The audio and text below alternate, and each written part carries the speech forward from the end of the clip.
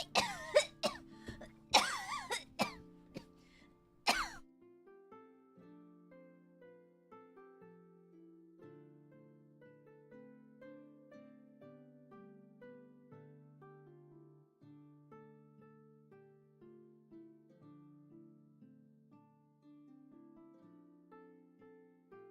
I'm fine. Hello. I choked on my spit. Hiya, hiya, hiya. It's I.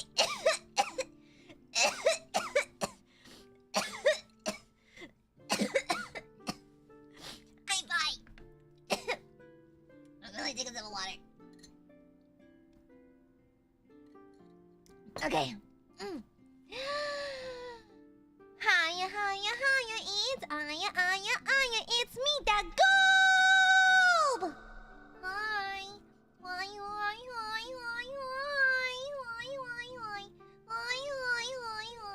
I have some yummer. Some grim yummer. I got some delicious Greek yogurt. I've been housing these. I've been trying to limit myself to one a day, but I already had one this morning for breakfast. I think I have an addiction. But hi everyone. Hi.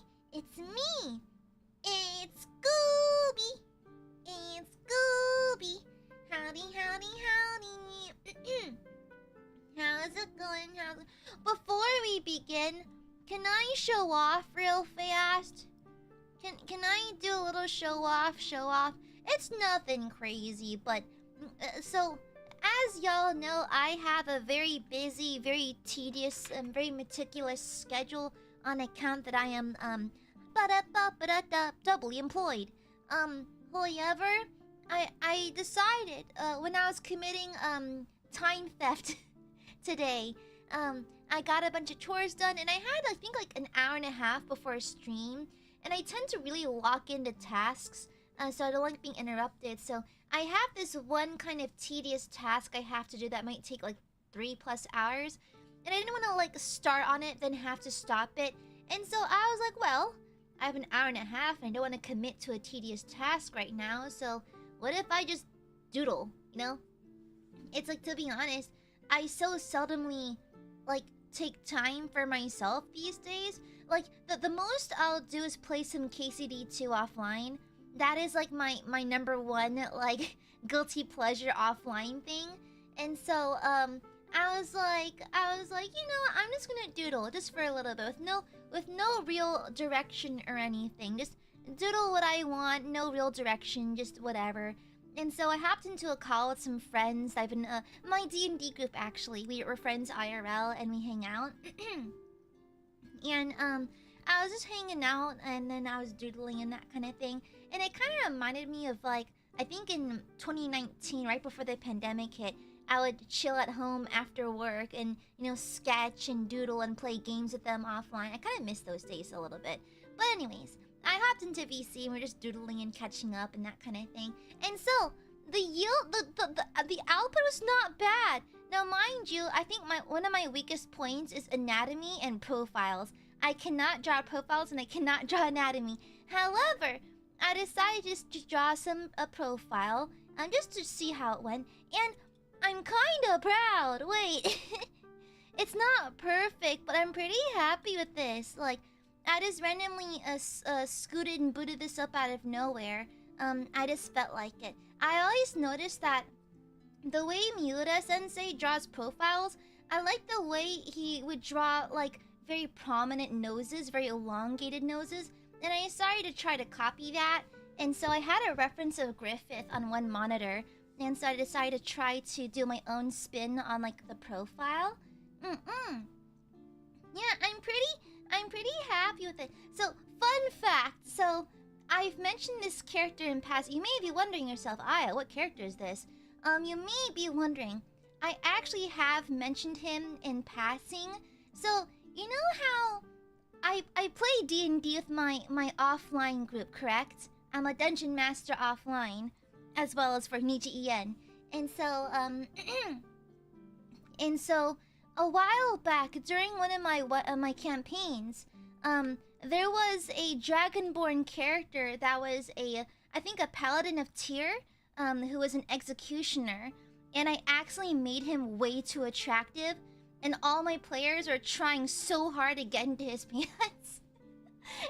It derailed the story completely because they ignored the plot to try to bed this guy. I think they all made passes at.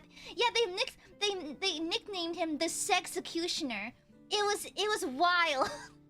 I can't help that I have a really bad habit of designing all my characters to be extremely cunty. It is a really, really bad habit.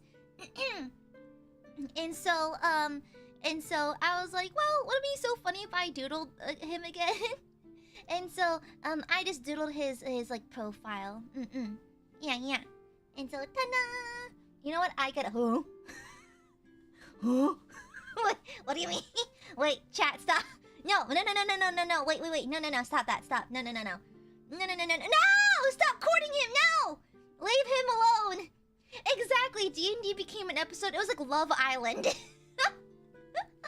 we were in on Love Island. It was bad. Yeah. And so like he had like this super long hair that was braided in the back and it came down to a noose.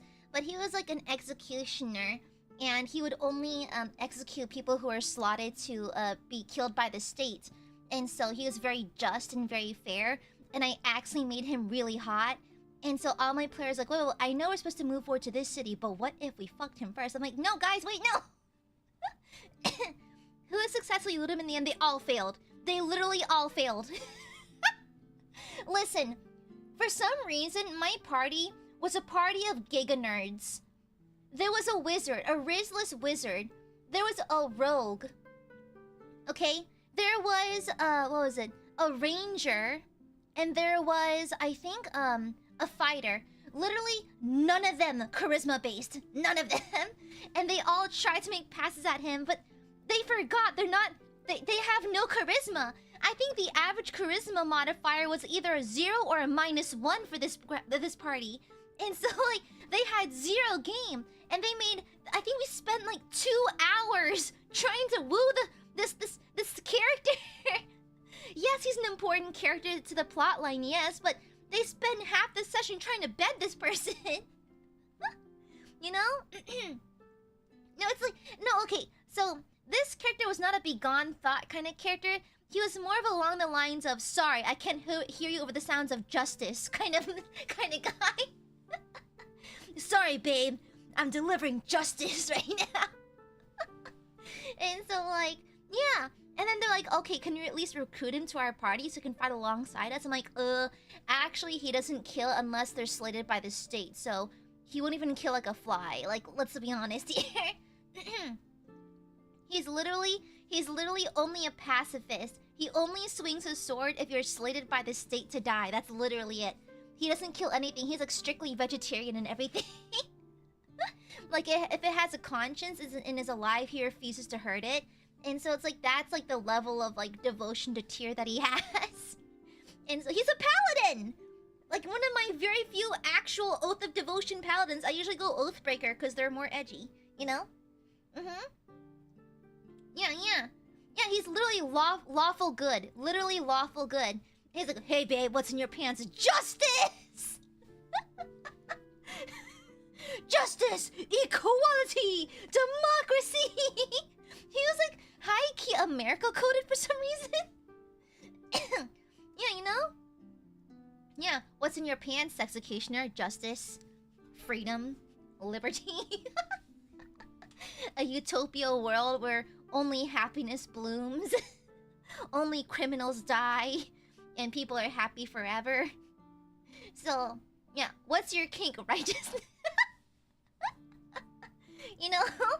And so, yeah, so that was the whole thing. But actually, fun fact, in the call I was in previously, when I was doodling this character earlier, 2 of the people in the call were actually from that campaign. They're like, are you drawing Michelle? I'm like, yeah.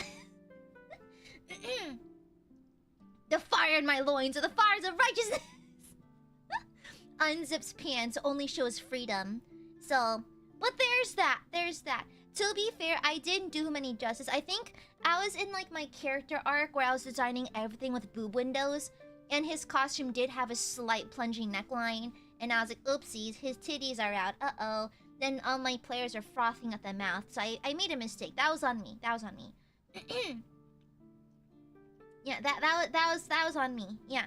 Exactly. His greatest kink is justice. Justice being served is his kink. Okay?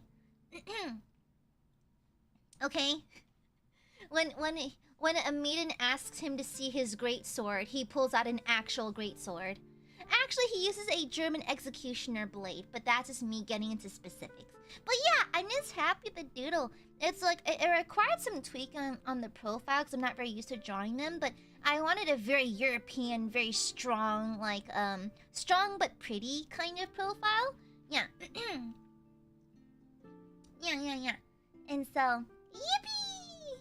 Yippee! No, unironically carries a copy, like a transcript of, like, the major laws of the lands in his back pocket. Literally has, like, you know the Fairly Odd Parents Da Rules? There was literally an ongoing joke in the game that he perpetually carried Da Rules in his back pocket.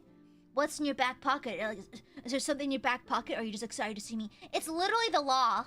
It's literally a transcript of the major laws. It's literally the law. What's in your pants? The law. That's literally. It was so stupid. Yeah, he is kind of low-key Jorgen von Strangle. He does have a comically oversized blade, so. Yeah, but yeah, I'm just happy with how he turned out. I want to make him more dragony because he has like scales on his temple and like on his nose, on his chin, and that kind of thing. But I ran out of time. Yeah. It's a new. Oh, thank you, J. Raw. Thank you. Thank you. Yeah, that feeling when your dungeon master is doomed to make every character as cunty as possible. Yeah, the way I draw my Dragonborn, so I don't like drawing full-blown scalies. I mean, I'm slowly coming around on them, but I was not typically, like, accustomed previously to drawing, like, dragon-esque characters. And so I made them very humanized, but I would often draw them, like, with human-like features, but with, like, dragon-like features, too. Like, for example, their limbs are clawed and scaly, they have long, thick tails running down the lower back.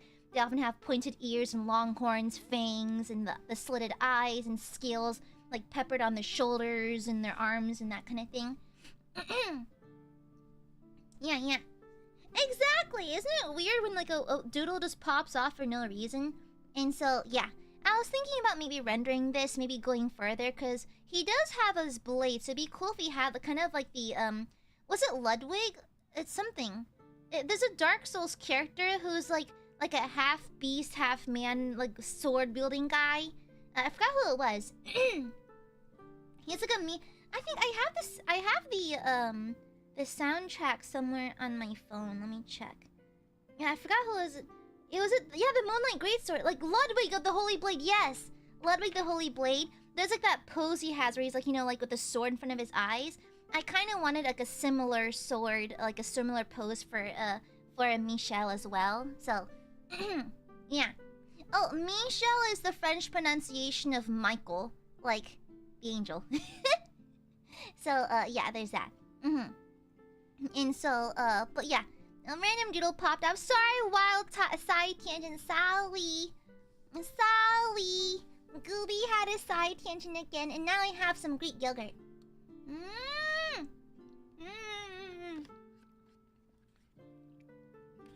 It's good, not too sweet. Oh my god, I'm old. I said the thing. I said the old person thing. It's nice, not too sweet. Oh no. Oh no. I said the thing. I said the old person thing. Oh, it's nice, not too sweet.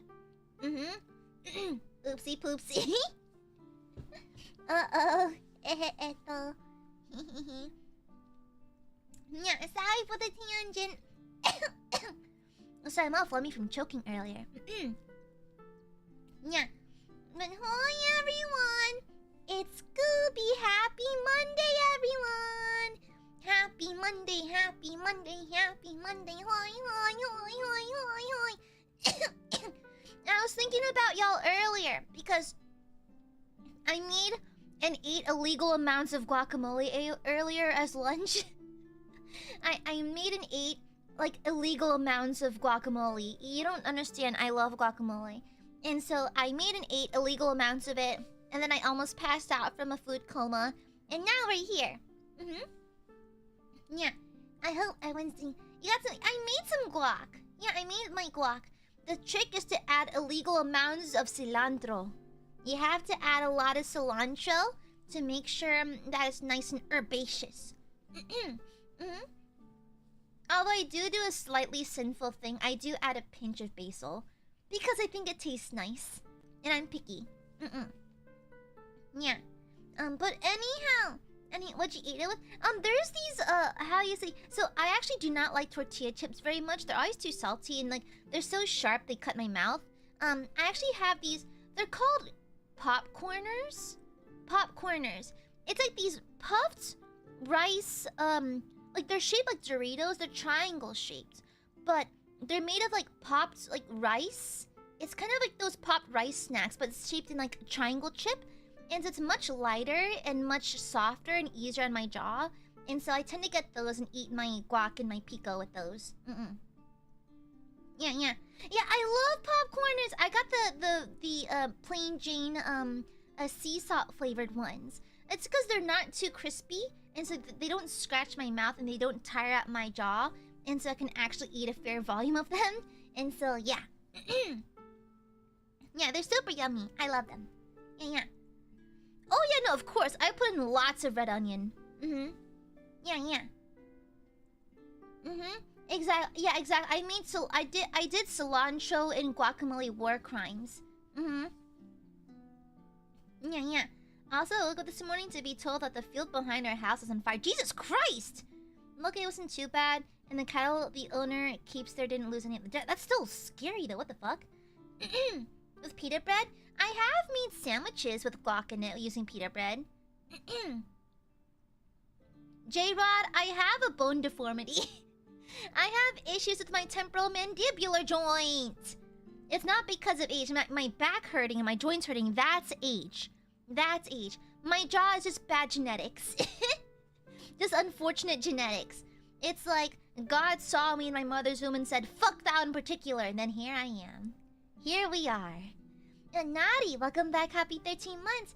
Happy 13 months. Scoop has weird food tastes. Listen. It's just specific food tastes, okay? Thank you. Yeah. Angels get bad genetics, unfortunately. Yeah. There's a police tip on the apartment building. 2 buildings down the street from me right now. Squad cars, fire truck. Jesus Christ, Emerald. Holy shit, is there a raid going on? The fuck? Thank you for the 13 months, Naughty. Jesse, thank you for the super. I mentioned it before, but there was one time a driver suddenly tried U-turning into my lane, and I just barely avoided T-boning the idiot. Girl. I consider myself a very careful driver, but I know for a fact that I have been accident-free in the many years I've been driving, knock on wood, because I got lucky.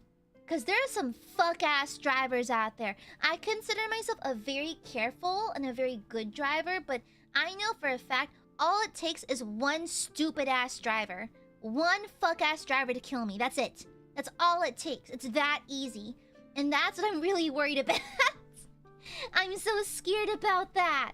I'm so worried about, like getting caught in, like, an accident because someone else is doing, you know? Because you can only be so safe. Like, I'm an excellent driver. I'm very careful. In fact, my friends prefer it when I drive out of anyone else driving in our group because I make the most gentle stops. I tend to drive more steady and more carefully than everyone else. I have the best track record, but I know it's because of luck. Straight up. Exactly, no. Exactly, the best road advice is drive like everyone else is fucking stupid. Okay? Because they are. Low-key, they are. Okay? Baba Booey, happy 11 months. Hell yeah, brother. Hell yeah, brother. Happy 11 months, Baba Booey. Baba Booey. It reminds me when a certain senpai used to jump scare me by hopping into VC and going, Baba Booey. With like a weird like vocal effect thingy. Thank you, Lolabooey. Happy 11 months. Jim Lummy, thank you for the super. Dangerous. Well, there's this one time I almost took a plane. Luckily, I ended up not doing it. If I had, it would have been a tragedy. Jim Lummy here. Rescheduled a whole ass flight to attend one of my streams, which is hilarious. Why? Thank you, GM Lummy. Well, you're crazy. Not a Chad move. Some nerd shit right there. It was a perfectly archived normal stream too. It wasn't even like a once in like a rare streamer. It was just like a regular Memby stream. And GM Lummy has like a veterans like a Memby's badge. You can just watch the VODs. Okay? Thank you, Baby Core, for the gifted. Andy, happy 4 months. Is he single? Technically, yes. My players fail to romance Michelle. Unfortunately, and fortunately, I suppose, they just happen to have all characters that are not charisma characters. And so, it's like they acted it out. Like, they tried leaning on objects to woo him, and they just ended up falling off like a podium or something. It was so stupid. Thank you. Baby Core, thank you for the gifted. Spotto, thank you for the super. Thank you, thank you, thank you. I dropped my phone into 5-meter deep sea. Oh, 5 meters? How much is that in freedom units? That's like 15 feet. That's fairly deep. Huh? What is that in freedom units? A meter is 3 feet about, right? I think. Correct? So that's like 15? No, 5 meters, so 3 times 5. It's about 15 feet? Freedom units are the only units that exist, excuse you. Freedom units are the only units that matter to me. About 15? Ah, gotcha. A little over? Okay, gotcha. Okay. I dropped my phone into a 5-meter deep sea at a pier. Idiot me tried to retrieve it. I bought a 15-meter rubber tube, stuck one end into my mouth, and duct taped my nose and mouth shut. Where the fuck is this going? Whoa, what the fuck? What is going on? What the fuck is that? What the fuck is that? What the fuck is that? What the fuck is that? My friend held the other end. I wore goggles, got a flashlight, and a Ziploc bag, and jumped in. The tube actually worked. I could breathe, but I couldn't see shit. But almost killed me as a boat almost crushed me as I tried to climb back up.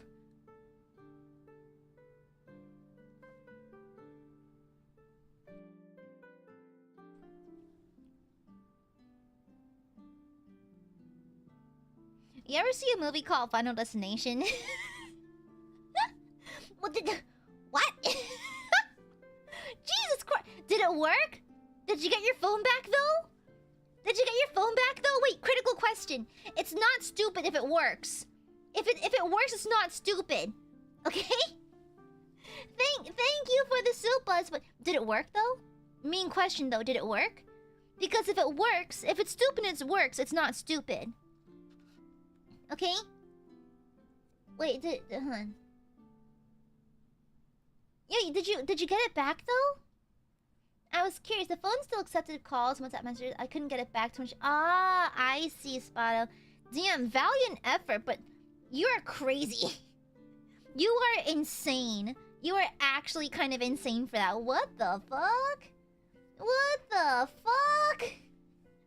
Thank you for the super, but if y'all haven't noticed, we're talking about like dangerous stories. So either you've done something dangerous or something dangerous has happened to you, because I feel like one of the ongoing jokes in the channel is that I've experienced a lot in life and I'm somehow still alive.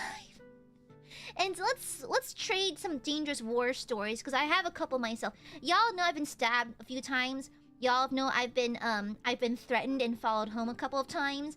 And I'm still alive somehow. I've also been held at bang bang boom boom pow stick point a couple of times. No, once. And so wild. But that's just me being in America though. You know? You've been stabbed? Yeah, by a child. Yeah, by a child. But it just happens. a little kid stabbed me with a pencil, and it broke skin. And like, it's like, you know, like when you break skin and you take a look at the wound and your stomach sinks a little bit because it's a lot deeper than you expected. Yeah, I got stabbed by a pencil. Okay, so yeah. Why I held up pew pew point? It happened to me when I was in college. I was robbed. And so I was followed to my car at a parking lot when I was in college, and a hooded gentleman, I'm so polite. A hooded son of a bitch pulled a firearm on me and requested my bag and my phone, so I gave them up. So yeah. Yeah. And so that was horrifying. Baba Bully, thank you for the Silpa. If we're just dropping our dangerous stories here, our demo team? Our demo team? What do you do for a living, Baba Booey? That's cool. Because, okay, I do work with heavy machinery on occasion. I don't directly work with it, but I work around people who are in direct contact with heavy machinery and lasers, laser cutters, water cutters, high heats. Like, for example, like some paints I work with at my job are paints done using a powder base, and they're baked at super high heat. So there's like white hot metals running around the factory and everything. So but I don't really do anything with demolition. That's interesting. Our demo team blew up an ammo dump like 15 seconds after we walked off set. I need to change my pants. I can imagine it's like an explosion sound, especially with like an ammo dump. That's what do you do for a living, Baba Booey? Do you mind sharing? I'm curious. What do you do for a living? That's kind of crazy. That's kind of crazy because I see videos all the time of like demo teams blowing up buildings and stuff. That's really interesting. I've never seen that before. Yeah. Phantom, thank you for the Silpa. Thank you. Driving home from work in a snowstorm in the deep south. Had to navigate through multiple wrecks. Take the long way home and stay under 10 miles per hour the whole way. Barely made it home in peace. Ah, no. Here, because I'm also from the deep south, so we don't get snow. We don't get ice. And so when it does snow and get icy, like once every 6, 7, 10 years, we don't know how to handle it because we don't typically get it. We usually get really intense heat or hurricanes, and that kind of thing. And so the amount of people that get hurt in accidents as a result of not having weatherized cars or streets is actually very high. I'm glad you made it home safe. That's crazy. Yeah. Jesus Christ, child. I'm glad you're okay. Oh my god, Jesus Christ. Oh, Marines? Oh! You know, I've noticed there's a lot of, like, military people who watch me. Hi! I'm Aya. I have an uncle who's a Marine. And it's like I was always taught to really respect the military when growing up because so my parents are not from America, correct? They're from Angel Land or Heaven. Sorry, Heaven, right? And so many years ago there was a war and my parents had to flee, and so my dad left first. And one of the things he really remembered were the really nice American soldiers that took care of my dad when he was a refugee, because all he had was his flip-flops, $5, a pair of jeans and a polo shirt and his glasses. And so it's like whenever, even to this day, even now in 2025, when dad sees, like, sometimes there's like old guys who have like hats that say that they're veterans. My dad, like my very introverted, very shy dad, I can count the amount of friends my dad has in one hand. He has no friends. He has like 2, okay, and they're all from Europe. And so it's like he would always walk up to these veterans and thank them for their service. And so like I've always been very fascinated by people in the army and that kind of thing. And plus I have an uncle who's an ex-Marine. Yeah. Thank you for the soap. Thank you for the 26 months, Angel Cat. I can't believe it's been this long. This long with my coolest Oshi has been so much fun. I always look forward to watching your streams. Love. Aww, love too, Angel Cat. Mwah! Thank you. Europa, that's insane. Gianlummy, thank you for the super. How to live dangerous. Option 1, be Aya. Climb or go down common stairs. B2, be an office wall where Aya works. Okay, I've destroyed only 2 walls with my ass. Okay?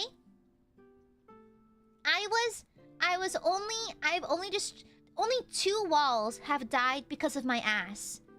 Y'all act like I'm just I'm like a wrecking ball. Y'all act like my booty is a wrecking ball. It is not. I've only broken 2 walls. And they were thin, because drywall ain't shit in the South, okay? Alright? It's only happened twice. It's only happened twice. Okay? Each cheek broke its own wall. Exactly, Common Kuma. Okay? Amanda, happy 9 months. Happy pregnancy. Oh yeah, good and pregnant. 9th grade geography field trip. That's more like The Descent. Rated T for screaming teens. I can elaborate, but not in a super. Oh my god, did you go spelunking or something? You guys, you cannot pay me to go cave exploring. You cannot pay me to go deep sea diving. You cannot pay me to go like underwater cave exploration. You cannot pay me for cave exploration. You cannot pay me enough for those. No. No amount of money can you give me to actually make me do such things. Never. Never. I'd rather die. No, it's the worst thing ever. Thank you, Amanda. Baba Boy, thank you for the super. I was a corpsman with the Marines. I'm retired now, though. But got the good old medical retirement because Uncle Sam made my brain broken. Ah, I see. Thank you for the super, Baba Boy. Thank you for your service. Thank you. Do you have any cool nautical tattoos? Because all the Marines I know have cool tattoos. Let me know, okay? Let me know. I know that there's some, like, tattoo artists who specifically cater to people around army bases. So, if you have any cool tattoos, let me know. You do? I knew it! I don't know why! Marines have the coolest tattoos. I think it's the nautical stuff. Thank you for the super! Paxi, thank you for the super. My mom stabbed me with a hiking stick after breaking her foot in a tiny village in the middle of the desert in a foreign country. It was just us two. I had to ask for help in broken Spanish. You know that one movie? The James Franco movie? Where his hand gets crushed by a boulder and he gets stuck there? Yeah, that's the vibe I'm getting. Girl, bro, you were but one inconvenience away from being like James Franco in that movie. Holy shit.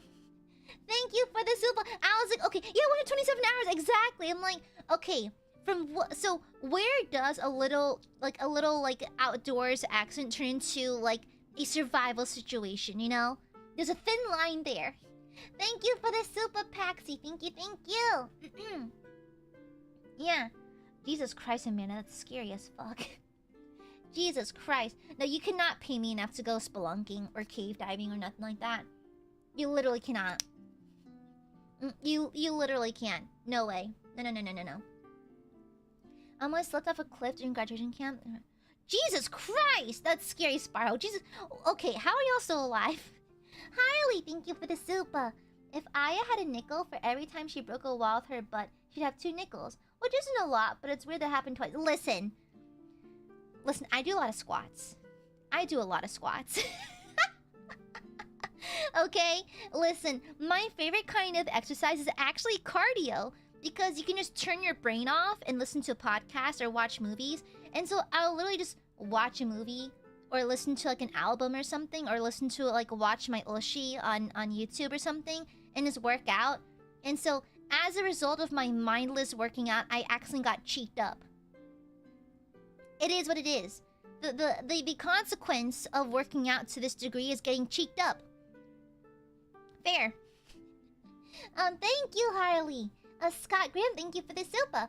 How is this for a danger story? One time, I took the highway to the danger zone and rode into the danger zone.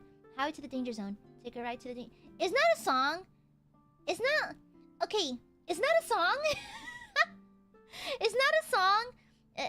Because I actually knew... So, it's from Top Gun, isn't it? Because, fun fact, I don't know the song lyrics, but I know the tune because I played Danger Zone when I was in my middle school band. Yeah.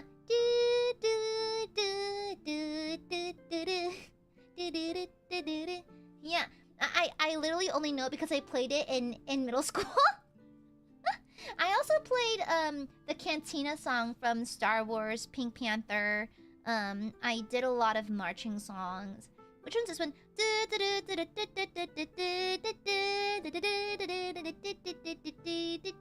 I did that one too.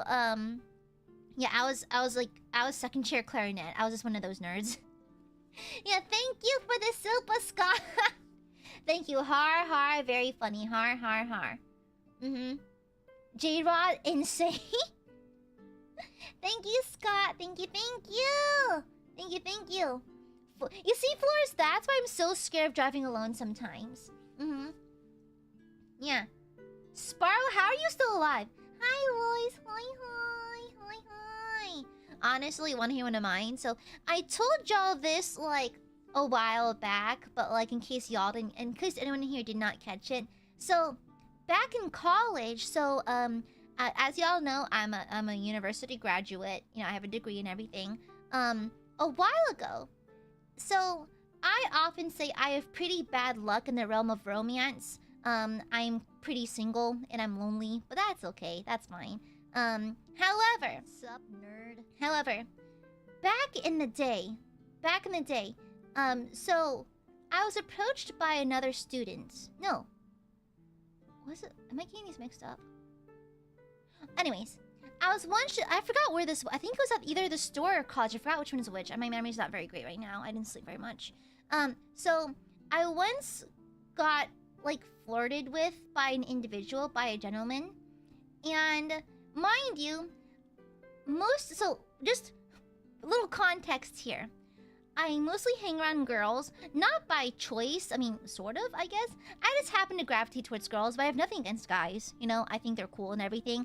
It's just that I don't have many opportunities to hang with them. However, a gentleman once approached me out in public, and he asked me for my number. And I was like, oh, I'm really flattered, but, like, you know, I'm not really interested right now. You know, I'm kind of like, I'm busy these days, blah, blah, blah. And, so this guy tells me that girls like me sometimes need to get hits to understand my place. I'm like, oh, what the fuck? Whoa, whoa, whoa, whoa, my god. Oh my god, oh my god, what the fuck? It's like, mind you, I remember calling my friends. I was like, was the way I said it, like, rude or something? I just said that I'm just not interested because I'm busy and that kind of thing. But, like, this guy just goes like, yeah, some girls need to get hits to, like, knock them down a peg, you know, remind them like, of their place. I'm like, oh, okay. Oh, that is a threat. I should probably call the police. It was crazy. Yeah, that was like, it's okay. It was whoa. And so I just backed the fuck out of there. I just backed the fuck out of there. Da da da da da da. Yeah, so that was insane. That was insane. That was crazy. That was crazy. Insane. And it's funny because, like, it's like I try. The thing is, I really hate, like, being jumpy around people. It's like, nowadays, whenever someone asks me for my number or, like, attempts to talk to me, I'm a little guarded. Not because I want to be, but just that I have experience with people who do not take it well if I'm not, like, as passive and kind as possible, you know?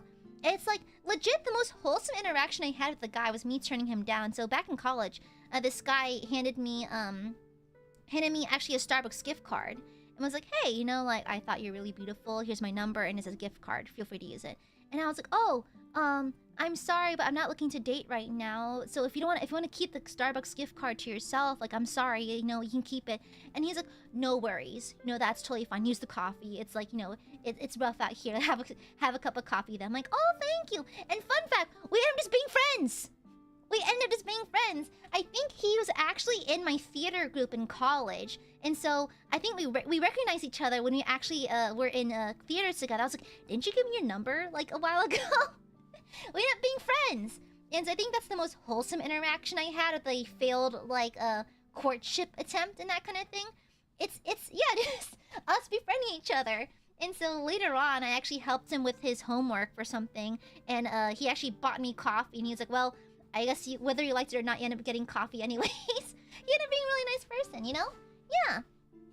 And so, like, I know for a fact that for every one bad interaction, there's like 10 really good ones. I just have to remind myself that. But I am a little guarded just for safety. But like, I know for a fact that there's more good than bad out there for sure. It's just that the bad ones tend to stick out pretty roughly. But there's a lot of good.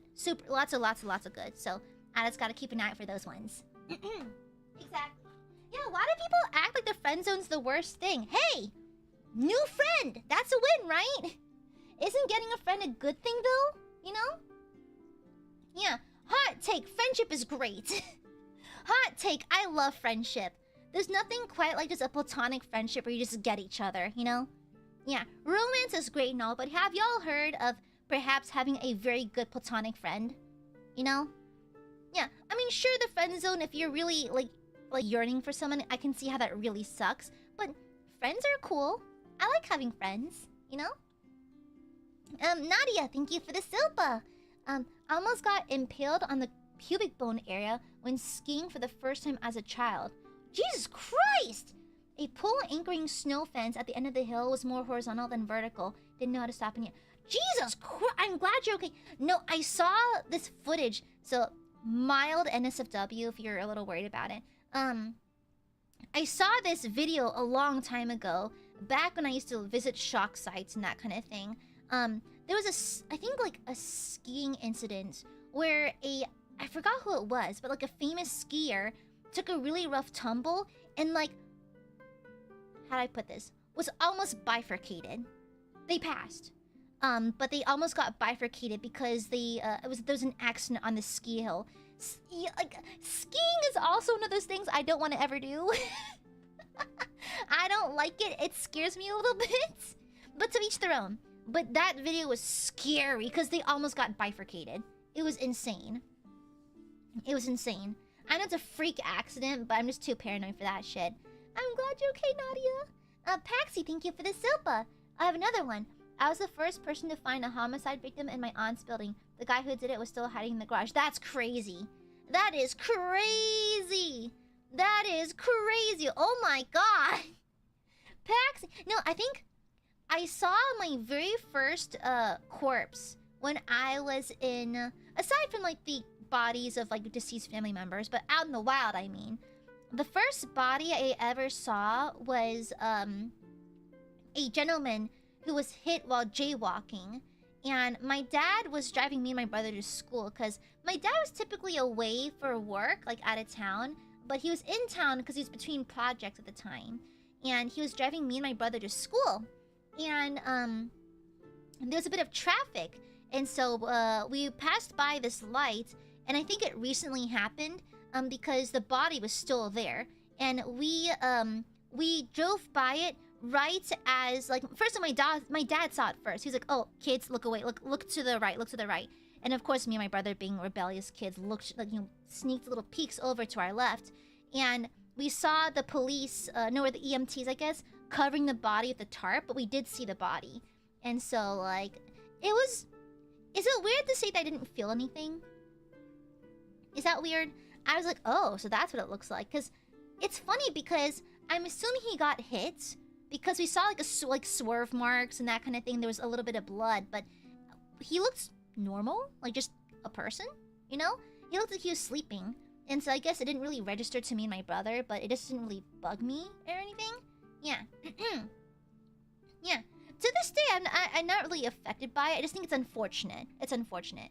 Never jaywalk, guys. Never jaywalk. Let me see. Thank you for the super, Belsian. Thank you, thank you. Belsianikit, thank you. I and a few others were on duty to replace paper targets on a firing range. Oh my god. Oh my god. Oh, this can be so bad. The way it was set up, we were sitting underneath the targets. We'll never really forget the sound of rounds going overhead. Belsian, can I ask you a question? So every range I go to, the targets can be brought forward via a remote control. So, like, all the targets are basically on like a zip line, And so they can be retracted and brought forward and pushed to and fro with a button press. There's no need to be on the range. Does yours work like a different way or something? Because typically, like, you can just recall the target to you, and that's how you swap the papers, you know? Yeah. And so unstepping. Did they? They replaced targets upon stepping into the range? Huh. Because we just have them, like, come to us and we just swap it out, like, there at the booth, you know? Guys, I don't know if any of y'all will ever plan on going to a range. Please remember that these are deadly weapons. And yes, they are fun to pretend you're James Bond for a couple of hours, but these are live and dangerous weapons. Please be mindful. I've heard a few like war stories from the people at the local range where it's like, yeah, we've had to ban some idiots from here because they're taking selfies or pointing them or not practicing proper discipline, that kind of thing. It's very dangerous. Very dangerous. I'm gonna burp! Excuse me. Oh, is that so neat? Oh. Is that so? Maybe I've been going to the bougie ranges. Maybe that's why. Maybe that's why. Oh, now that you think about it, the outdoor ranges I go to, you have to go and collect them yourself. Oh. Crazy. Oh. Now, thank you for the super Belsian. That's scary, though. That would scare the shit out of anyone. Jinx, thank you for the super. Thank you. When I was a fresh 21-year-old, I was with some friends and got blackout drunk in Atlantic City. Ended up wandering to get food well off the boardwalk. Eventually got back safe, but barely remember any of it. You see, that's what I'm worried about. Like, I don't drink a whole lot, to be honest, but, like, my memory does get wobbly when I drink. And so, like, I'm mortified. It's like, I've never been to, like, a drinking, like, club or, like, a dance thing before, so I've never had much, like, practice drinking in public, or at least getting drunk in public. All of my inebriation has been happening, like, in private parties or, like, in the safety of my own home or around friends that I trust. And so, like, at least we don't have to worry about that, but that would scare the shit out of anyone. It's like, I've heard people, like, walking to sketchy areas of town or getting fucking falling off buildings and shit like that while they're inebriated, so I'm glad you're safe, Jinx. That's scary. Okay, that's scary. You see, that's like the one best part about being low-key kind of a weenie back in college. I was kind of a nerd, kind of a weenie. I never did a lot of the party stuff. And so, I never had the opportunity to be put in danger for that kind of thing. So, yeah. Thank you. Thank you for the super, Jinx. Thank you. I'm glad you're okay. Holy shit. Bro, imagine, do you not recall any of it? Like, are your memories of the event only recalled via other people telling you what happened, I guess? That's scary. Vivicore, thank you for the super. In land navigation training, I was looking for a map point at night in the woods and heard a boar sound nearby. I hauled tail to the nearest road. Ooh, no, I think, aren't wild boars really dangerous? They're very powerful. And they have really thick hides, too. No, I think wild boars are super dangerous. Super dangerous, aren't they? Oh, I did see Shadow Soldier. I get to in a second. That's crazy. They're super dangerous, aren't they? Yeah, they can, like, mess with you. They can break bones and shit. They're strong. Yeah, that's really dangerous. Thank you for the super, Giamami. Thank you. Sometimes you gotta do what you gotta do. This one time, I saw two guys beating someone, so I decided to help. He had no chance against the three of us. Listen here, you little shit. Thank you for the super, Giamami. Shut the fuck up. Shut the fuck up. Shut the fuck up. We had tusks too, yeah. But Bully, thank you for the super. Public rangers scare me. Honestly, it depends on the one you go to. Some of them are good, some of them are not. It really depends. It super depends, honestly. Bright Slap, thank you for the super. I once drove 6 hours overnight through a snowstorm on a turnpike through the Appalachians in a vehicle that was not mine. What is wrong with you? Why'd you do? Were the roads at least salted or something? Thank you for the super Bright Slap. You know, we had a deep freeze in my state many moons ago, and my parents actually lived in Canada for a while, so they're used to driving in cold weather. Me, I was not. Our car was not ready for the cold weather, My pants are slipping and sliding throughout the city. They're like, haha, it's just like in Canada. Me gripping the back seat. Ah! Ah! Ah! Mom, Dad, go slower! I was fully white-knuckling the back seats. Yeah. Kickstart my heart, thank you for the sopa! As a 5-year-old, I thought it was a good idea to go topless and wear a bucket on my head during a barbecue grill out. I ran to the back of the grill, making my stomach look like bubble wrap with an argument. Jesus Christ! Oh my god, no, that's so bad. That's so bad. Also, like, kids are danger magnets. I used to teach kids, right? Kids are just straight up danger magnets. Like, just machines of self-destruction. Literally self-destruction. It's like, do you know how I have to explain to like a first grader why we shouldn't eat fertilizer? You know what I mean? me trying to talk a first grader out of not sucking on a Sharpie. It's like it's a lot. It's a lot. You know, a lot of these youngins are just constant machines of self-destruction, you know? Yeah. Between the ages of 1 and like 3, they have the innate urge of putting everything in their mouths for some reason, you know? You know? Exactly, it's crazy. My Shadow Soldier, thank you for the donation! I got a wild story for you. I work for a security company that protects high-end in neighborhoods. A resident tried to run over a couple of my officers because he was angry he got a parking ticket. We had a jar of firearms to make him stop. It was nuts. Jesus Christ. You see? That's like, I don't know, something about people in trucks. People, like, road rage. I think, like, being in a vehicle makes people act crazy. People in vehicles act crazy all the time. Like, legit, in my city, we get regular reports of, like, you know, firearms being seen, being flashed because of road rage. We occasionally have, like, you know, an incident or an exchange because someone got into road rage and that kind of thing. There's a lot. There's a lot. Oh my god, no! So a while back, so I was on the highway and I was exiting off the ramp, right? And luckily I was paying attention because I checked my left mirror and I see this fancy sports car barreling down in my direction. I'm like, okay, this person's not slowing down. And also it looks like they're not centered in the lane. They're kind of off to the side. They're trying to slip past the left side of the ramp even though it's only one lane. And so I saw it coming, and I instinctively grabbed my wheel, rotated it all the way to the right, and gassed it. And so I just scooched my car to the right, pardon me. And thank God I did. Because this car comes barreling down this lane, scraping against multiple cars, skipping me and the car in front of me. But, like, all the cars in front of us get basically hammered on the driver's side. And it was scary. Because there's some people who are stuck in their cars because the way that their cars were struck would not let their doors open anymore. It was scary as fuck. It was really scary. And you know what the problem was? Drunk driver. Drunk driver. On 1 p.m. on a Thursday or some shit. It was like a random time too. Drunk driver. It's like, I'll be honest, I'm a merciful person and I understand where a lot of people come from. I try to be understanding. I honestly lack empathy. I have a really hard time feeling empathy, to be honest, but I try to be reasonable and kind. But I have no patience and no forgiveness for drunk driving. Absolutely none. I don't care how expensive the Uber is.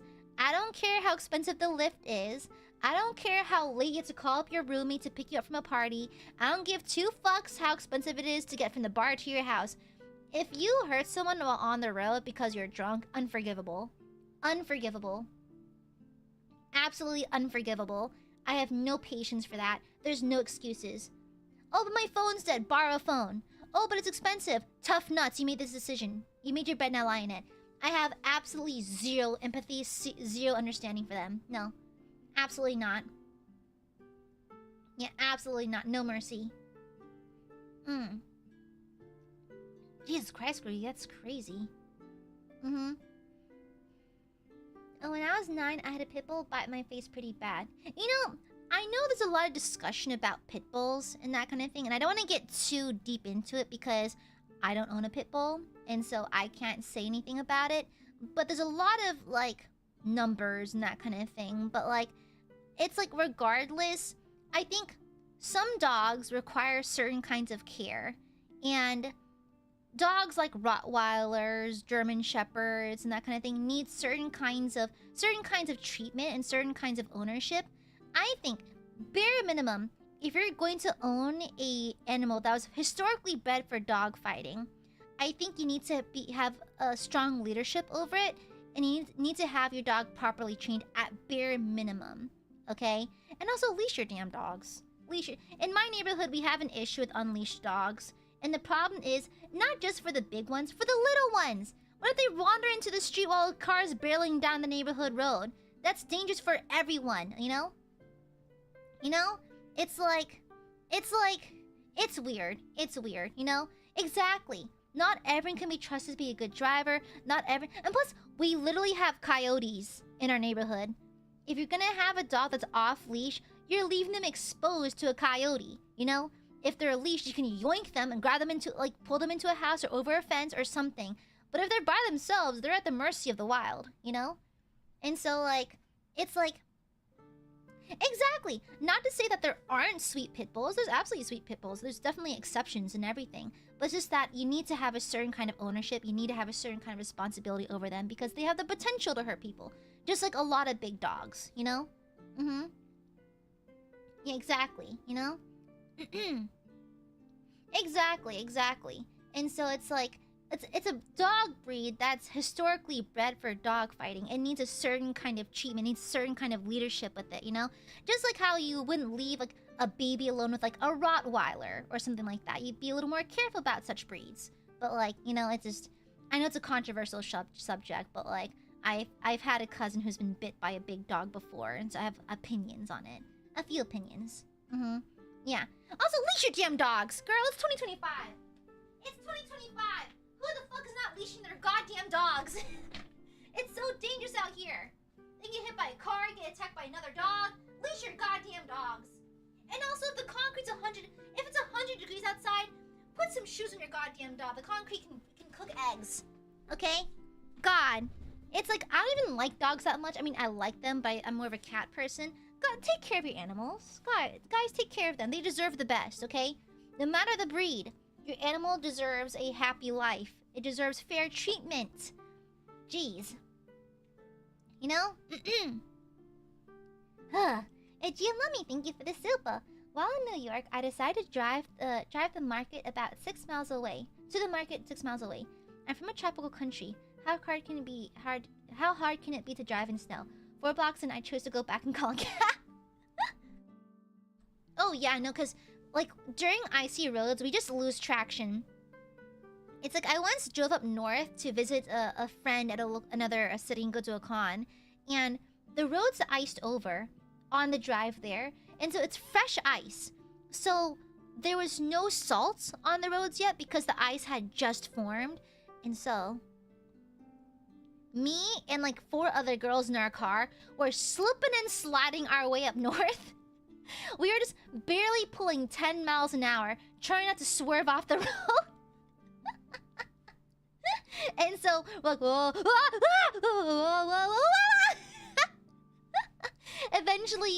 eventually we're trying to find patches of no ice, just swerving around the road like crazy, hazard lights on and everything. Yeah, exactly, Amanda. Regardless of the breed of your dog deserves a healthy environment and a family that knows how to take care of it. You know, bare minimum. Yeah. Vivicore, thank you for the super. Also, on the same night of my training, 2 of my peers were surrounded by 3 to 5 coyotes when looking for their points. Are you like a forest ranger or something, Vivicore? That's crazy. Are you like a forest ranger? That's kind of cool though. Yeah, thank you for the super. Thank you. No, unleash their dogs. Exactly, yeah. It's like, that's a thing though. You'll never understand your dog 100% because they're still animals, you know? And so it's better just to have them leashed for everyone's safety. Theirs especially. I was military. I see. Thank you for the super. I see. I don't need to stay long, but my friend almost got stabbed the other ship. Jesus Christ. They decided to scare him by jumping from the dark. He reasonably pointed his rifle, bayonet attached. That's scary. Jesus Christ. J-Rod, and I can't get my veterans to show up for a one-shot. J-Rod, can I adopt your party? I spend 7 hours writing a one-shot, and my player goes, my tummy hurt, no game for today. Listen, your DM stayed up late for this. Can I have your party? Can I have your players? Let me see. Pointing his rifle to the noise and from his account, there's a few centimeters from the other guy's throat. They never try to scare anyone after that. That's Hunter. That's crazy, insane. Yeah, insane. What the hell? Yeah, there's a lot of Aiadmirers with military backgrounds for some reason. Hi, thank you for your service. Oh, Ginny, thank you for the sopa. My dad rolled my feet with his car when I was 14, but luckily my foot didn't break. How does it not? It's crazy. I've heard of incidences where people were like hit by or rolled over by cars, and for some reason were unharmed. It's weird. I guess I don't know. Is it kind of like a thing where like I know that people like when they're in drunk driving incidents, the drunk driver tends to walk away unscathed because apparently if you're relaxed when experiencing like some kind of trauma, it tends to like not hurt you as much because your body is able to adapt to the sudden change in force, something like that. Whereas if you're bracing and you're stiff, it can do more damage, I think. Yeah, thank you, Ginny. And see you, Amanda. See ya. Let me finish my yogurt real fast before it gets room temp.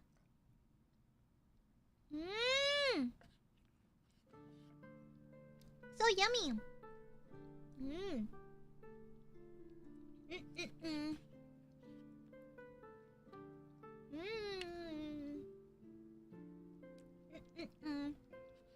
Yummy yogurt. I got the Chobani key lime pie flavor one.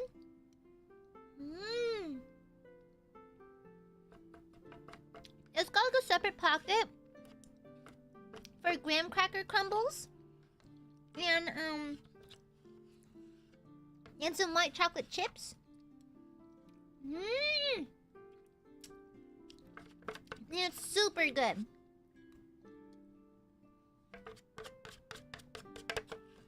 It's my favorite flavor.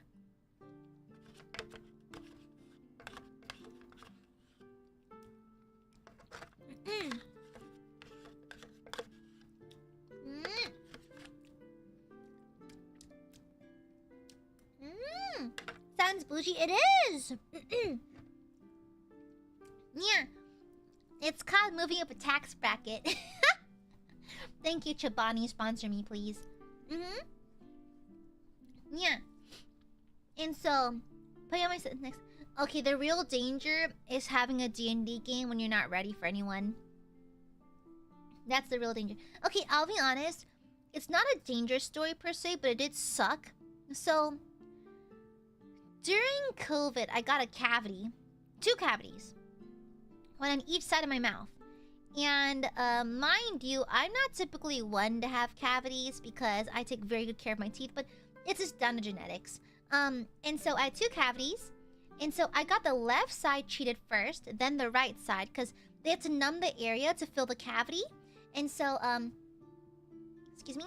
And so, I came into the dentist to do one side first. And then, they took care of it. So the way they do it is like, they firstly lay down a numbing cream on your gum to numb the local area. Then they stick you with a big needle full of numbing juice. So the entire side of your face stays numb too. And so, the first time it happened, they applied the cream, they stuck the needle. I didn't feel a thing. It was super pleasant, it was super fast, the nurses were super nice, and so it was all good. I come back a week later to get the other side filled, and I knew what the procedure was, and I knew it wasn't painful, so I was pretty cool with it. And so I walk in, they apply the numbing cream, but it's kind of like in a small area. I'm like, okay, maybe they just know where they're gonna jab the needle. They missed. They applied the numbing cream, and they stabbed the needle on the wrong spot. It was not where the numbing cream was. So they stick that needle in there. I feel every millimeter of that needle going in. Every damn millimeter. I felt every single millimeter of that needle going into my gums. And mind you, my mouth's open with a needle in it, so all I can manage to do is go, ah. I just go, ah. the puffer fish eating the carrot. Oh, that was me. Oh, that was me. And mind you, I actually have very high pain tolerance. I think this is part of being a girl at this point, but I have very high pain tolerance. The issue was I don't like the idea of a foreign object being under my skin. It makes me deeply upset. It just feels uncomfortable. I don't like it. And so the idea of it being in my gum really upset me. And so that was the worst part. and so I went, oh, and they're like, "Are you okay?" I'm like, I just thumbs up. Oh. The rest of the procedure went fine, but that part sucked. That part sucked. Shadow Soldier, thank you for the super. Another that is dangerous. IS beauty to behold.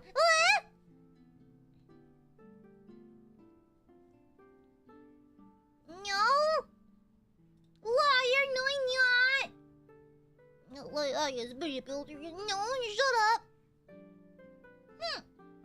You're making stuff up. That's not true. Nonsense and tomfoolery. Thank you for the super. Typhus, thank you for the super. I haven't had any close calls. I've been lucky. That's good though. That's fine. That's good. That means you're playing it safe. At least the Final Destination Death God's not gonna get you. Vivicor, thank you for the super. Yogoop. Remember Yogos? Thank you, Vivicor. Do y'all remember Yogos? It was like this little gummy that's coated in yogurt. It was popular back in the, I think, late 2000s, early 2010s. Yogos. Wait, is that what you call them? Hold on. Yogo snack. Yeah, Yogos! Yeah! They were so good though. Yeah, Yogos. Yogurty covered fruit flavored snack. Yeah. Yogos were good as fuck though. They were super good. I loved them. Yeah. Well, that's a very 2000s packaging. Yeah, those are super 2000s packaging. Crazy dial. Crazy dial. Crazy dial. It's not glitter in your eye. It's cosmetic grade glitter. Actually, fun fact. So, in case y'all didn't know, most mica you see, so the agent that makes eye makeup glittery like this is a mineral. It's actually a thing called mica. Mica is a super thin like rock shit, and it's super reflective and shiny. So a majority of the mica products, like the glitters you see, are made of synthetic mica, fake mica. And if you ever see a product made of the real mica, don't buy it. You know why?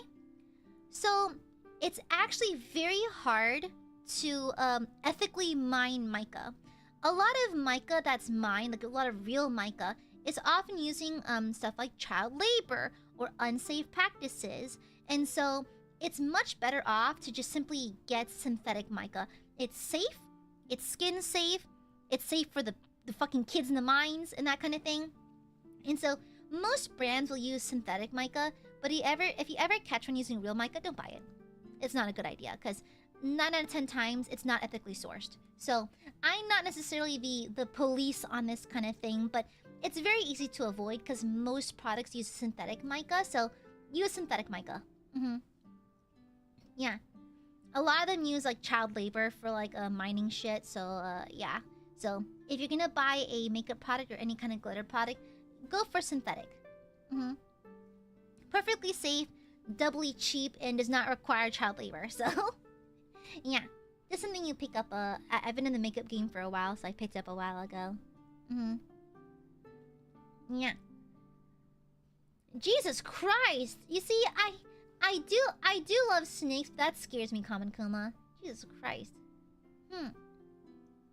Train tracks to shape a geolocation and walk half the mile along then. Puzzle understander, having your little brother do it's not any better.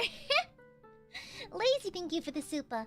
I once changed my path to high school, and that same day, on the regular path, there was a shootout. Even grenades were thrown, and people were yoinked. Jesus fucking Christ. Jesus fucking Christ. Oh my god. Jesus Christ. Yeah, Shadow Soldier, exactly. I have spares is the wildest way to explain that. I have spares is a wild statement, okay? I have spares is kind of insane. Wild. It's okay. I have spares. That doesn't make it any better, bestie. Bestie, that doesn't make it any better. I'm gonna be honest with you, besties. That's not much better, to be completely honest. Okay. Also, I have to go to the bathroom. I've been drinking lots of water today, so do you mind if I go to the bathroom right fast? I need to go tinkle. Okay? I'll be right back. You can stare at this executioner. You can try to court this executioner while I'm at the bathroom, okay? I'll be right back.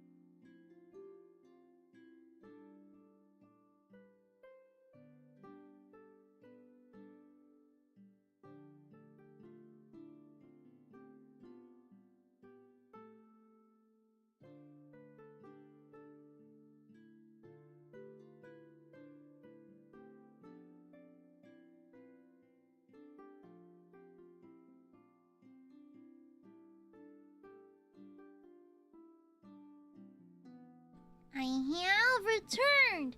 And sorry about that. I've been trying to stay hydrated because my brother told me that my episode of feeling like I was dying on Saturday was likely because of heat exhaustion. So he's like, girl, drink some fucking water. I'm like, okay. And so I've been hydrating a lot, and so my body is currently a machine that turns water into pee. But yeah. Thank you for waiting. Sorry about that. Sorry. Did any of you successfully riz the second? I'm gonna burp!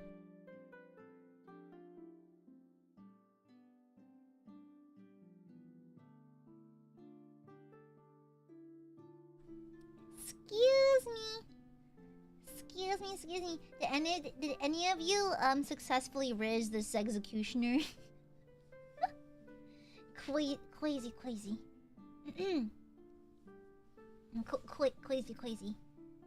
Could you roll for us? I'm gonna assume not one. Yeah, I'm going to assume not one because that's how you are, just as this baseline, you know? That's just the way you are, okay? You probably just rolled a nat one. Yeah, I know what you are. Yeah, I'm just a gooby pee factory. I'm just a corporeal form that just constantly produces pee. Like, just constantly. Non-stop piss. Non-stop pee leaving my body. Oh, she hates us! Good. Whine. Cry. It feeds my soul and makes me more powerful with each tear you shed. Thank you. Thank you. Thank you. Thanks for having confidence in us. Yeah, sure, I got you, besties. Fear not, besties. I have the utmost confidence in you. That one. Yeah. Hi, everyone. Hi. Why drink? Just to piss again? Run all the suffering? Why are you like this? Why are Aiadmirers built like this? Huh. Let us seduce hot. Listen, it's not my fault. All my players just failed to riz him properly. Listen, they all chose non-charisma characters. All of them. There's a ranger, a rogue, a wizard, and a fighter. They're not very high in charisma, to be honest. The only one who has a fighting chance is maybe the fighter. But even then, rolled so low it didn't fucking matter. Okay? Hey, baby girl, what you got in my pants? He just responds, justice! Yeah. This background music I'm using? Well, I can't really do commissions, unfortunately. However, this BGM... Oh, this BGM is called Storyteller. I got it on Dove Syndrome. Yeah. Could you bribe the DM for the fair shot? Okay, I haven't bribed before. As a dungeon master, I do take bribes. Usually in the form of snacks. My players will be like, Aya, can I re-roll this? I got you a cookie. I'm like, The God might allow to re-roll it again. Maybe God is okay with you re-rolling this one time. This one time only. So, technically, yes. I do take bribes. If they're reasonable, of course. Only if they're reasonable. Yeah. I'm not a sellout. Can you bribe me to TPK at parties for you to bring them back? No, I don't TPK unless I have a very good reason to. Okay? Alright. Birria Taco would hit so hard. Honestly, I would let players actively cheat for a Birria Taco. Good soup? I don't want soup! My tummy is full of yogurt. Grim yogurt. Yeah, grim yogurt. Yeah. Didn't you TPK this second ISL Avengers? I think so. Sliding back into 2009 that one. Yes, it was. Shut up. How many bribes does it take for you to allow a homebrew class from D&D Wiki? I allow homebrewing. It doesn't require bribing. It just depends on how like reasonable it is. And the thing I'm most willing to homebrew on is flavor text. But in terms of core mechanics, it does have to be vetted more carefully just to keep balance. Yeah. Don't take the chips back. Fine! I bet they're bad anyways. I bet they're sun chips. Alright? Yeah, I bet they're sun chips, which is the least base chip there is anyways. The most disgusting of the chippies. Yeah. Alright. The most unbased chippy is the stinky and horrible and deplorable whatchamacallit? The sun chip. Horrible, I say, horrible! Me no likey. Funyuns are just objectively the best chip. I'm gonna be so real, besties. Objectively, mama. It's the best chip. It is what it is. Okay? I love Salty Vinny Chippy. Y'all are just haters. I love Salty Vinny Chippy. I love it. Yeah, were there any... Oh, shut the fuck up. No more of the chip semantics. Your Oshi is never wrong, excuse you. I'm always correct. Always. Yeah. I forgot to buy Funyuns. I was gonna just binge eat a whole bag of Funyuns, but I forgot to get them. Shut up, no one. I want to hear food takes from someone who likes Mudkip. Okay? I like hot Cheetos with the lime flavor. I like those ones. I like the way it upsets my stomach. Anyways. Oh! is not necessarily a dangerous story because nothing bad happened. But did I tell you about the time where I stopped taking my mood stabilizers out of nowhere and I had hallucinations? It was a wild week. It was a wild week. But in case you haven't heard the fucking nightmare, so a while back, I take a mood stabilizer, correct, an antidepressant, and I thought, I was like, fuck it! I don't need no mood stabilizers. No. And so I went cold turkey, which they tell you not to do for a reason. They typically tell you to wean off them, but I was like, no, I don't need these anymore. Then I went cold turkey. And so I had the brain zaps, I had the tummy issues, and then once those subsided, I was like, oh, bet, I'm in the clear. I walk downstairs, because I wake up before everyone else in the house to go to work. I go downstairs, and I'm seeing people that aren't really there. I see faces, I'm hearing things. I see faces like in walls and cracks, and like a crack in the door, in closets, in the air vents, and that kind of thing. And so, I hallucinated that there was a man in the corner of my living room just staring at me. And it scared the shit out of me. And it went on for several days until I decided to put myself back on my medication. Because after consulting my doctor, I was like, I'm seeing things. And then he was like, yeah, there's a non-zero chance that like some people upon quitting cold turkey might get hallucinations. You just might be among the small percentage that does. I'm like, oh, okay. And so I was like, I know a way to fix this. I start taking my medication full dose out of nowhere. And so, there's a reason why they tell you to wean yourself on and off medication, because, I took my regular very high dose of my stabilizer, and then boom, I poisoned myself! Da da da da da da da da da da da da da da da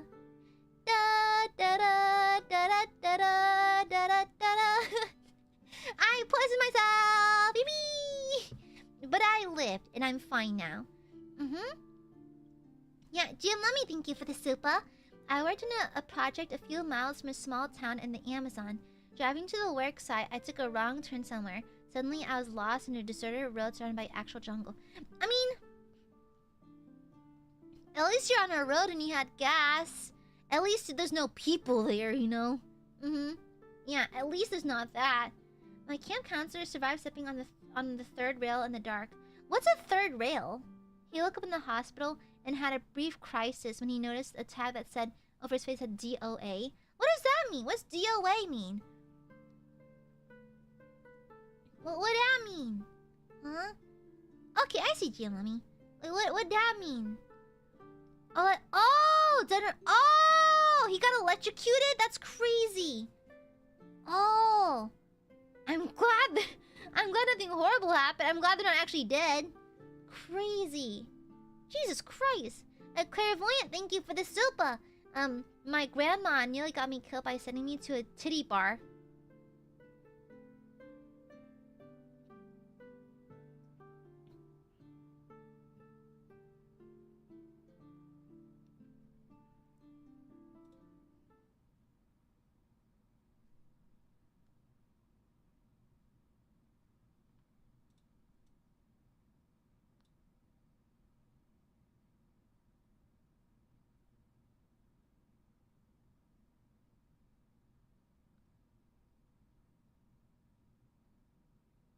A titty bar.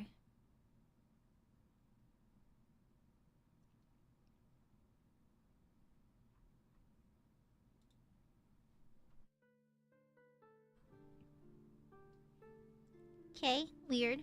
Sent you a titty bar after a snowstorm. The restaurant they actually wanted was a previously family-friendly branch of bar. Slid into traffic twice. But did you see titties though? I know that your life was in danger, but like, did you see any boobs though? So I need to ask the real questions. I'm sorry, I have to ask. Did you see titties though? Wait. No, it was closed! It wasn't even worth it. Didn't even see a single boob. Ridiculous. Imagine almost dying for no titties. Imagine. That's sad. That's sad. That's horrible, actually. That's the worst thing I've ever read in my entire life. Thank you for the super. Thank you, Clairvoyant. And Kylosaurus, thank you for the super. Put my foot down wrong and fell at home. Couldn't walk for a month. Other time, guys kicked me in the head a bunch. I was basically fine. All is gotcha. It's so weird how the human body processes damage. It's crazy. I can't believe you life class in the tank. Crazy. Thank you, Ankylosaurus. Thank you. Thank you. Insane. I chose to crash, so I threw myself away from her. Picking up. Oh, hold on. I went skiing. A little girl fell on my ski path about 10, 15 feet in front of me. So I could either hit her, it would have been for her, or crash. I chose to crash, threw myself away from her. While picking myself up, I raised my head, just in time for a ski to pass over my head while I'm laying down in the snow. Jesus Christ. Jesus Christ. Yeah. Oh my god. No, I remember. It's like, not even remotely dangerous, but just a story I remember because it enraged all of us. So, in Taekwondo, so me and my brother would regularly compete in tournaments because we were not half bad at the sport. My brother was really good at sparring. I was really good at form. And so we'd always compete, we'd always place. Like, I think I'm like a regional champ in my area. But that's another weird piece of lore. I'm a regional champion. And it's then the local Taekwondo circuits in a certain year. But I am indeed a regional champion. And so my brother's not, by the way. So I actually beat my brother in something for once. However, so in sparring, you're allowed to do headshots because you're wearing safety gear. You're wearing padding, so you're actually allowed to hit the head, but it has to be a love tap. It can't be a very hard hit. And so, my brother was sparring with someone in his weight class, and my brother, goes in for a love tap on the head. It's like, it stops the turning kick that barely taps the side of his head. This kid fucking milks it, like drops to the floor crying in pain, and perhaps I'm just biased because I'm his sister, but like, it didn't seem like a particularly hard hit or anything. So I don't know. I don't know what the issue was, to be honest. My son is here. Yes? Yeah? Come here. Come here, Bubs. Come here. Hi, big boy. Are you tired of the sunroom? What, nappy time? Sorry, my son's here. Okay. Hi, Bubs. Yeah, and so, this kid's just like milking it, and my brother gets penalized. It wasn't even dangerous at all. Bumped into a guy who stared at him and told me things that he was... That was crazy. Oh, hi! He's purring. He's purring.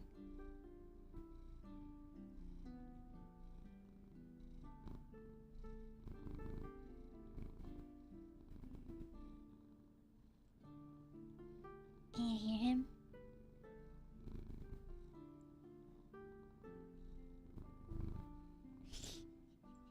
Hi, Balthazar. Hi, big boy. Hi, big boy. Big Bubs. Big Bub, Big Bub. He's a big bub. Hmm?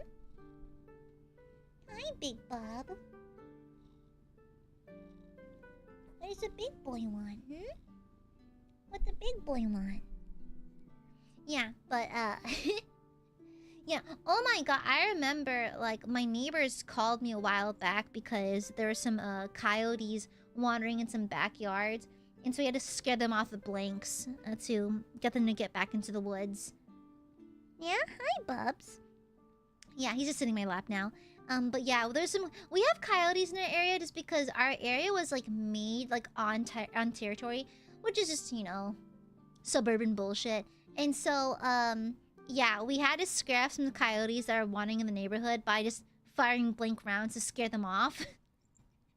And so, like, we had to warn the neighbors for like, hey, you're gonna hear gunshots. There's no actual bullets, okay? These are all blanks. Yes? Yes, Bubs. Your little eye booger. Let me get that for you. There you go, big boy. Yeah. My grandmother forgot how to load the farm shotgun and chased a coyote with the gun in one hand and the shells in the other. Honestly, as long as... Was the coyote chased off properly, though? As long as it works, all that matters. As long as it worked, you know? Mm-hmm.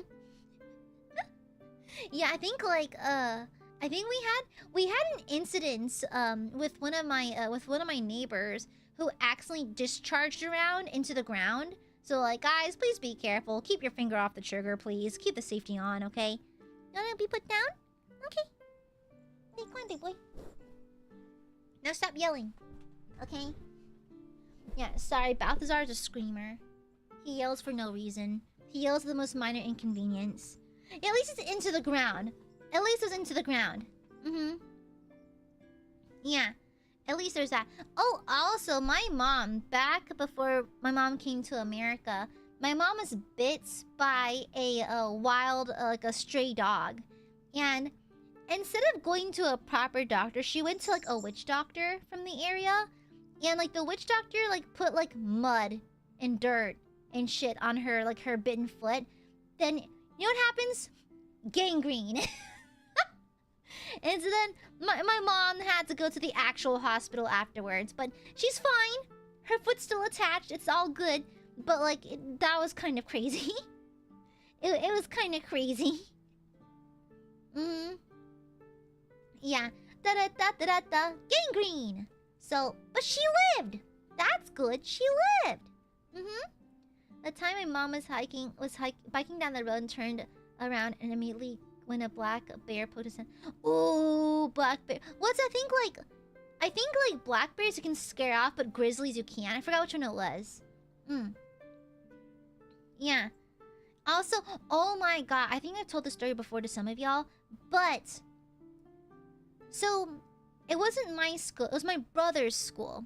It was during final season at his school, back in high school. And a lot of his high school campus had some open air sections with like a big garden with lots of trees and that kind of thing. So there is a little buggy called an asp. I believe it's actually the larva to a certain kind of moth breed here in the south. However, the caterpillar form, it's called an asp, and it's very venomous, extremely venomous. It looks like a fuzzy, like a sentient mustache. Okay. It looks like a sentient mustache. It's actually a bug. And it's about, you know, like a few inches long. It's highly venomous. Extremely venomous. Do not touch them. They're fuzzy, but they have barbs with venom. Okay? And so, during finals week, like, it's during the spring, so there's caterpillars, there's asps everywhere. Like, legit, my brother's school actually advised the students, do not touch anything outside. Walk without touching anything. Do not sit anything. Walk to your classes only. So during finals week, this guy did not want to take his finals because he didn't feel ready or whatever.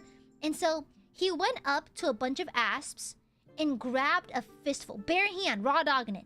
Grabbed a fistful of asps. Went to the hospital. I think he was stuck there for a week. And he still had to take his finals. Just much more delayed. I think like a month later he took his finals. I mean, if his goal was to buy time before his finals, I guess it worked. But that is so dangerous. Imagine if he had some kind of allergic reaction or something. He could be dead. Yeah. Of asps. Yeah. I mean, technically it worked. Technically it did. I mean, technically, sure. Jim, let me thank you for the super. I often work with OSHA inspections and investigation. I once saw someone drive a forklift into a lake and heard about a guy who lit up a ladder inside a clean fuel duct. Guess what happened? Oh my, are they alive? Are they alive is my next question? Because that's explosive. Holy shit, Jim, let me. Typhus, thank you for the super. I work in an ER. Ooh, you must see some crazy shit. One time, a guy decided to sharpen a knife on a table grinder. The knife snapped and flew into his face. He had a laceration from his eye down to the bottom of his nose. He lost the eye. I mean, he probably has a badass scar, but holy shit, that's crazy. He probably has a badass scar, but at what cost? Damn, that is crazy. Thank you for the super typhus. Thank you, thank you. What the fuck? Oh my god, it's Yishka from KCD2. Wait a second. Actually, that's just like Yishka from KCD2. One of my favorite games right now. Oh my god, it's just like Jan Zizka from KCD2. Me and my bestie at work, we saw someone at our office had a bumper sticker that said Dentist Fortuna Juvat. And I was like, oh my god! It's from KCD2, my favorite game! And she just goes, ah yeah, that's like a common Latin phrase. I'm like, oh.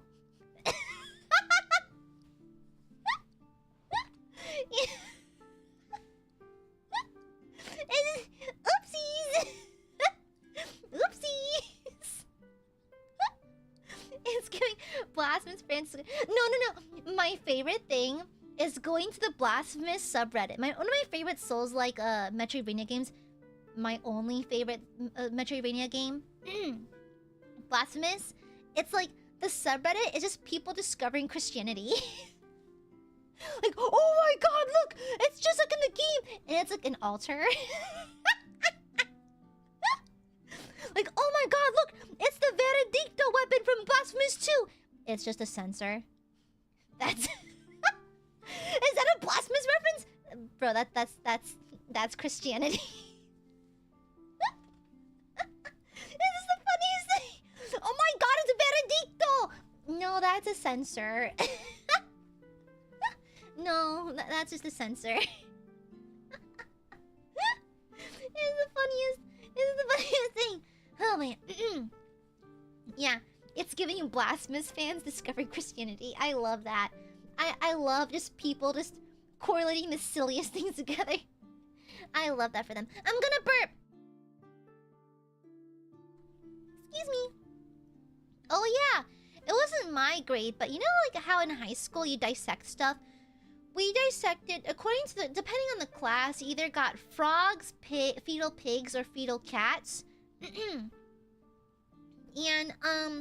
I remember, one of the girls, not in my grade, I think a couple grades before mine, she ate a piece of, like, the fetal pig that's been preserved in formaldehyde, like, on a dare, hospitalized for 2 months. So... I have to remind myself that, like, before the age of, like, 20-something, a lot of people's brains are literally not done developing yet, so, yeah. Yeah. It was insane. It was insane. Hi, Nira! Oh my, you changed your profile picture. It's not cunty Fulgrim anymore. Who are you? What have you done to Nira? Who are you? Do you still like Skatari femboys? Who are you? Who are you? Your profile picture's not cunty Fulgrim. Who are you? Who are you? Holds Nira at knife point. Who the fuck are you? Who are you? Speak! Who art thou? I'm falling sleepy boy. Which character's that one? Who that, Nira? Who that? Who that? Oh, Typhus, thank you for the silpa. Thank you. One night, a lady was riding a bike and went over some rail tracks. She had a, substance pipe in her cooter, in her hoo-ha, and it broke. Oh my god!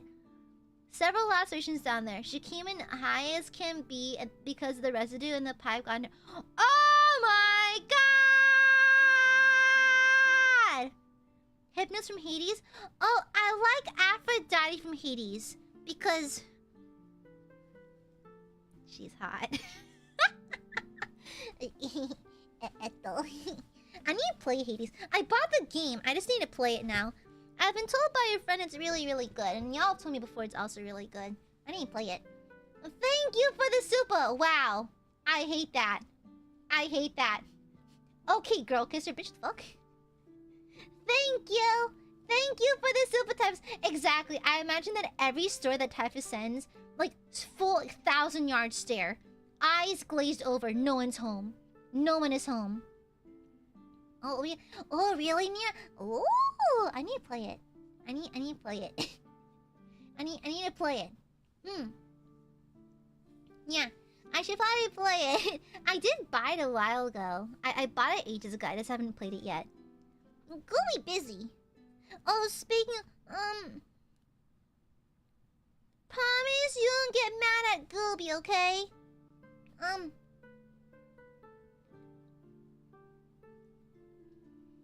Promise, I'm gonna say something. Promise not to get mad at Gooby. No mad at Gooby, okay?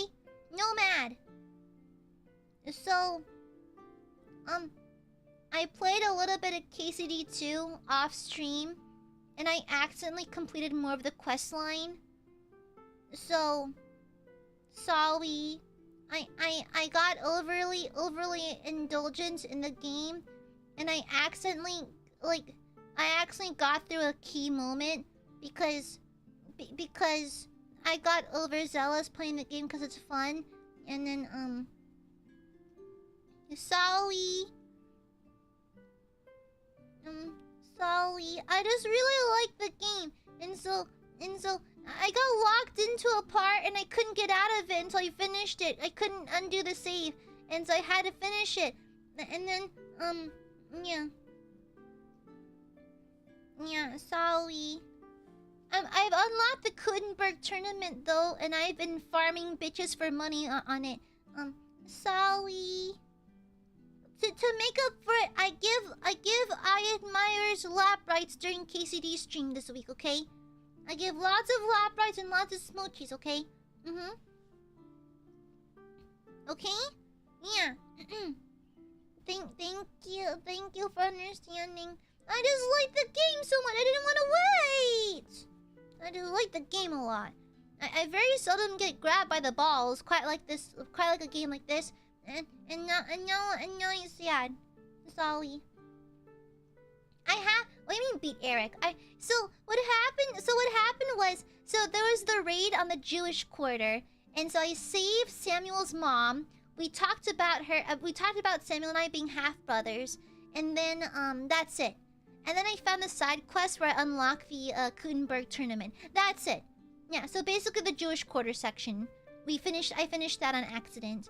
There was like this one really difficult sword fighting bit where we had to fight off Eric's forces while the other people from the quarter escaped through a secret passageway. Yeah. And then also cue the very, very on-the-nose chapter, quest title called Exodus. The super on-the-nose quest title. But yeah, we finished that section, so sorry. Sorry. Yeah. And so, yeah. Sorry. I got overly excited. Jim, mommy, thank you for the Zupa. I once left a dangerous iron drawer. Shut up! Silence, Jim, mommy, no bully! No bully me! Vivicore, thank you for the Zupa. Betrayal, no, I just got overly excited. I just really like KCD too. I just like it, okay? It's a fun game. It's really, really fun. I'll give lots of smoochies and lap rights as an apology, okay? Lots and lots and lots. And just so please forgive Gooby, okay? I'm just a Gooby. And I'm having fun at the game. Gooby simply having fun. Yeah. Goobs just want to have fun. 'Tis I, a goob, having fun. Yeah, I love the game. Yeah. The broken heel. No, you shush. Okay? You wanna play Hades? I mean, I might play it offline. Yeah, mayhaps. I need to play it, because I've heard good things about it. It's been sitting collecting dust in my Steam library for how long now? It's just been sitting there. I should probably actually play it soon. Yeah. I just really enjoy the game. It's really nice. It's really fun. It tickles all of my funny brain wiggles, you know? Yeah. Oh, okay, not dangerous that happened to me, but bro. Buhurt is so cool. It's like, I've been watching a lot of Buhurt content lately, and it's just people in time, a period appropriate, like plate armor, beating the fuck out of each other in tournaments. It's kinda lit. It's kinda lit. I kind of adore it, to be honest. And so, like, I once saw this short of a guy. So there's 3 guys. 2 of them are on one team, and one's like, I think the last one's standing out of his team of 5. And so the 2 of them are fighting each other. A 3rd guy comes in and just takes a war axe and just gets the guy in the fucking liver. He crumples over and cries. I'm like, what the fuck? Buhurt is crazy. Buhurt is crazy. I like Buhurt. It's I want to attend a Buhurt tournament and imagine that there are noble knights fighting for my hand in marriage, and then I will not marry any of them because that's not what they're there for. Yeah. Yeah. It's not just I think it's all over. There's like an international league of Buhurt people. Paxi, thank you for the super. Oh, I have another good one. I once had to finish an important paper and ended up staying late at college. So I had to take the bus later than usual and ended up nearly missing the Gooby stream. What? Guys, missing a Gooby stream is not dangerous. No? Guys, being clingy to Gooby is not dangerous, okay? Nothing about what I do is dangerous. Stinky burps. Huh, it's not scary or dangerous. No, it's not. Okay, now y'all are just being ridiculous. You're just being ridiculous. Dangerous for your soul. No. No. Oh, me too, Shadow Soldier. Okay. No, it's not. Silly burbies. It's not dangerous to miss a Gooby stream. You might get lonely, but that's about it. A typhus, thank you for the super. A guy came in by ambulance. For an object interrupted. Oh god. It's a flanace cap? The thing goes up your nose. What is a flanace cap? Let me look at that. Flanace cap. Oh! It's like the little those thingies. Oh! Flared ends, guys. Flared ends. Come on. We should learn from our mistakes. The thing that goes up your nose, he put in his butt. He thought he had to get surgery. He only needed an enema to flush it out. Typhus, as someone who works in the ER, I imagine that you're typing these with a 1,000-yard stare. You've seen enough. I think Typhus needs a vacation. Bestie, I think you need a vacation. That sounds like a fucking lot. That sounds like a lot. Wrong, exactly. Wrong end. Wrong hole. Wrong hole. Your nose holes. Not the other one. The nose hole. Thank you very much. Jesus fucking Christ. Jesus. Typhus, I'm gonna ask you a very general question. What percentage of ER cases are people shoving things into orifices? What would your estimate be for the amount of ER visits that are just things being put in holes that shouldn't be there in the first place? Like, I'm not judging people for what they do in their private time, but just don't do that. Or at least a flared base, please. Something. And Kylosaurus, thank you for the super. My father fell through 3 floors when demolishing. Spine got shorter. Every time he lit gasoline fire from downwind. Lost the Jeez, how's your dad still around? What the fuck? Damn, what the hell? Holy shit! Well, thank you for the super. Is your dad Superman? Is your dad literally indestructible? Jesus Christ. 5%, but I hear it's more common in other places. Oh. Okay. I guess they're quite memorable when they come in then. You guys know that show, Untold Stories of the ER? It's like this fictitious show from like Discovery Channel. Did y'all ever see that shit? Did y'all ever see that? I remember that. It was a wild time. That show was absolutely wild. It was bonkers. There was like some weird shit going on. I know it's fictitious, but there was some weird shit in there. Is it fake? I think it was either exaggerated or just outright fake. Yeah, Discovery had its really weird horny era in the mid-2000s where like all the shows had to do with fornication. It was wild. It was wild. No, I learned that maggots keep wounds clean from Gladiator. Yeah, like when Maximus was recovering from that sword wound, and that other guy, the other gladiator, like he was like a slave, and he was like, oh, don't leave them alone. They clean the wound. You'll see. And like that's how I learned. I also learned about cysts and them forming around foreign objects in the body because of Kingdom of Heaven. Because like that scene when what's his name? When Orlando Bloom's dad gets struck by an armpit and is struck by an arrow in his armpit, the Hospitaller, who mind you is theorized to be an angel, and in the director's cut he is an angel, he goes, well, your body either forms a cyst around it or it infects and you die. Either way, you're in God's hands now. And then his dad just asks for more wine. I remember. Sally, it's time for the daily Kingdom of Heaven mention. Sally, it's my favorite movie. Sally, I like that movie a lot. How do I unlearn something? Too late, Nira. It's too late. Oh, by the way, Nira, we're having Mad Libs tomorrow, so maybe more from Femboy Skatari. Paxi, thank you for the silpa. Oh, I forgot this one. I was going home with a friend's mom, and she fell asleep driving downhill up near my house. She woke up and before we went spotting. Oh my, is everyone okay? What the fuck? Jesus Christ! Paxi's literally living Lemony Snicket's like series of unfortunate events. Like God hates this one in particular. Holy shit! Thank you, Paxi. Evan came to my desk, yelled at me, and asked when they look at fixed. Let me see. One of my old job postings, kind of like a building manager. One very hot summer, it was really hot. AC in oh my gosh, malfunctioning AC in summer should be illegal. Everyone came to my desk, yelled at me, and asked when it'll get fixed. Mind you, they're muscular men who worked in construction. I'm just a girlfriend playing pretend. For a minute, I felt I'd either die from heat stroke or be murdered by them. Good old time. Oh, excellent, Nira. Excellent. Excellent. Have you tried? I have, yeah.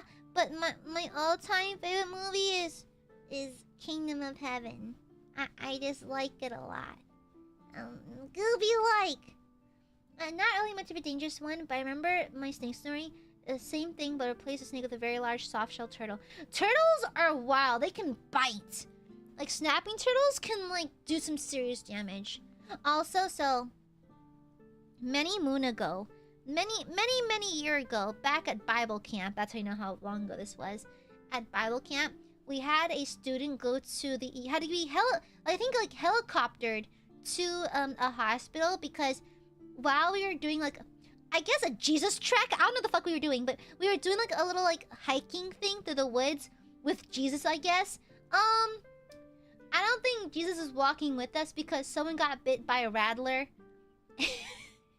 and had to get helivaced out of the area and into a hospital, so that's crazy. I don't think Jesus was walking with us, I'll be honest. Bro got bit by a fucking rattler. That's... So, for those who don't know, rattlesnakes are highly venomous. They can kill people. They have killed people. And so, they're fine. They were fine. They lived. They lived. But, that was wild. Yeah. On their way to walk with Jesus. Exactly. Yeah, accidentally got tickets to the Jesus meet and greet in the afterlife, you know? That was, exactly, girl, was the snake's name Satan or some shit? Damn, what the fuck? Almost thematic. It was crazy. It was crazy. Yeah, they ended up being okay, but it was scary as fuck. I remember panicking. We all panicked. Yeah, not remotely dangerous, but also at a previous Bible camp, I got axe bombed. It's like when someone takes like a can of Axe body spray, like tapes down the nozzle and throws it into a room and locks the door. Yeah. I think it was dangerous because it couldn't fucking breathe. It's like, I'll be honest, The nicest someone can smell is like shampoo or body wash. I don't like the smell of like the extra stuff. It was not dangerous, but it felt dangerous. Yeah. A girl who got a flat tire and Nintendo got a vehicle to help her change. She was smiling the whole time. Slay! Slay. I want a bunch of beefy people to help me change a tire.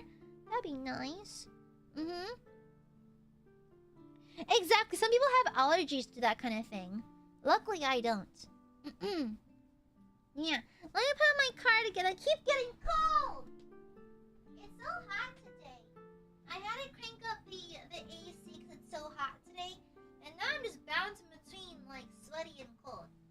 Because you're hot and you're cold. You're yes and you're no. You're in and you're out. You're up and you're down. You're wrong when it's right. It's black and it's white. We fight, we break up. We kiss, we make up. You don't really want to stay, no. Cause you don't really want to go. Oh, you're hot and you're cold. You're yes and you're no. You're in and you're out. You're up and you're down. I actually love that song though. Oh, Scott, thank you for the super. Thank you, thank you, thank you. Thank you for the super. No idea if my mom remembers, but one time when I was maybe 4 or 5 years old, I was in the car with my mom and threw a tantrum because she wouldn't turn around and stop at an Arby's. So I grabbed the steering wheel and tried to turn this around myself. Jesus Christ! Scott, what the fuck? Scott, what the fuck? Oh my god! What the fuck? Holy shit. Scott! For Arby's? Okay, okay. For like Jollibees or like Whataburger, I get it. For Arby's? At least have it be Jack in the Box or something. For Arby's? Baby. Baby. Baby. Thank you for the super, Scott. Thank you, thank you. Jesus fucking Christ. Have you almost died for the meats? Have you died for the schmeats before? Thank you for the super, Scott. Paxi, thank you for the super. I keep forgetting the good ones. I witnessed a bar fight between two old ladies. It was fun until one of them found the empty bottle stash and started throwing them at everyone. I hid behind my ex. Jesus Christ. Paxi, how are you still alive? How are you still alive? Jim Lummy, thank you for the super. My family and I stayed at a farm hotel when I was 11 or 12. I was wandering around and realized I was late for lunch. So I jumped a fence and ran through a field full of cows and bulls as a shortcut. I mean, they're not inherently dangerous, but the bulls can do dangerous. They can do some damage. What is it? What? Yeah. Thank you for the super, gentleman. Jesus Christ, you almost got bulldozed. Almost got bulldozed. I was 4 or 5 years old, but still! Girl, I was too busy picking my nose to care about anything at that age. Let me see. Hama, thank you for the super. Sorry, he's yelling. Let me hold you. Okay, I'll hold you. Sorry, my son's being fussy again. Sorry about that.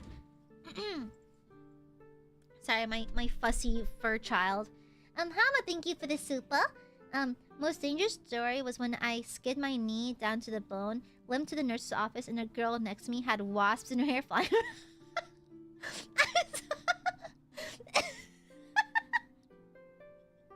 I shouldn't laugh. I'm sorry. That's so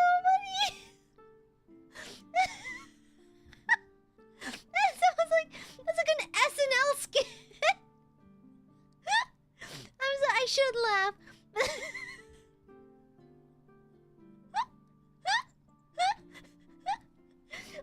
I shouldn't laugh. That's really funny. That's horrible. I'm so sorry. That's horrible. But that is like comedic timing.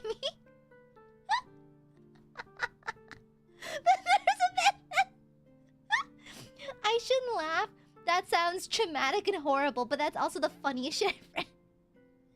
That's funny as hell. Oh my god. Yes, Balthazar. What is a big boy? Thank you for the super, Hama.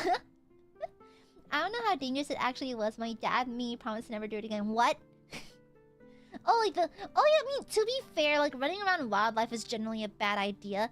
Especially when you're a little kid and there's like hundred pounds of animals around you. Like a cow is like what, several hundred pounds, a couple hundred at the bare minimum. Yeah. Thank you, Gia Mummy. Spada, thank you for the super. Speaking of hiking, I hiked to the top of a mountain, not knowing there's a mountain fire happening on the other side. I climbed up over. Jesus Christ! I didn't notice until its flames all around had to skedaddle. Jesus Christ! How the fuck are some of y'all alive? How are some of y'all alive? What the fuck? How the fuck are some of y'all alive? Hi, Balthazar. Hi, big boy. Hi, big boy. It's a big boy. A fat boy. Hi, fat boy. He's just laying in my lap right now. Yeah. Yeah, hi, Balthazar. Aww. Hi, big boy. My chunky. My chunky boy. My chonker. Is that my chunky boy? Sorry, he's like squirming and curling up in my lap. Sorry. Not doing this might make you laugh. I had sloppy joes one time in the mess hall, and I had really bad gas. Went to the hallway to release it. That bad idea. The hallway had good acoustics. Who's playing the trombone? What the fuck? Hi, Gooby. I just woke up from a nap. Here's a story. It was a birthday party at an ice rink, and I fell while skating. Someone tripped over me, and their ice skate smacked me flat in the forehead. Jesus Christ! The blade was oriented the other way. My head would have been split open. Jesus Christ! I'm glad you're okay. Holy shit. I was working part-time at the restaurant at the resort my dad was a manager of. One day, 2 female tourists were really insisting I take them to their room. Tibbets? What the fuck? What the fuck? Oh my god. That's horrible. That's horrifying. No, actually, this is before I was born, actually. So, this is when my parents just had my brother at the time. Because my brother and I are 2.5 years apart. So he's my older brother. And so, he came first. And so, my parents were, so, I think, I forgot where they were. They were out of town. But they were driving a rental car through a city.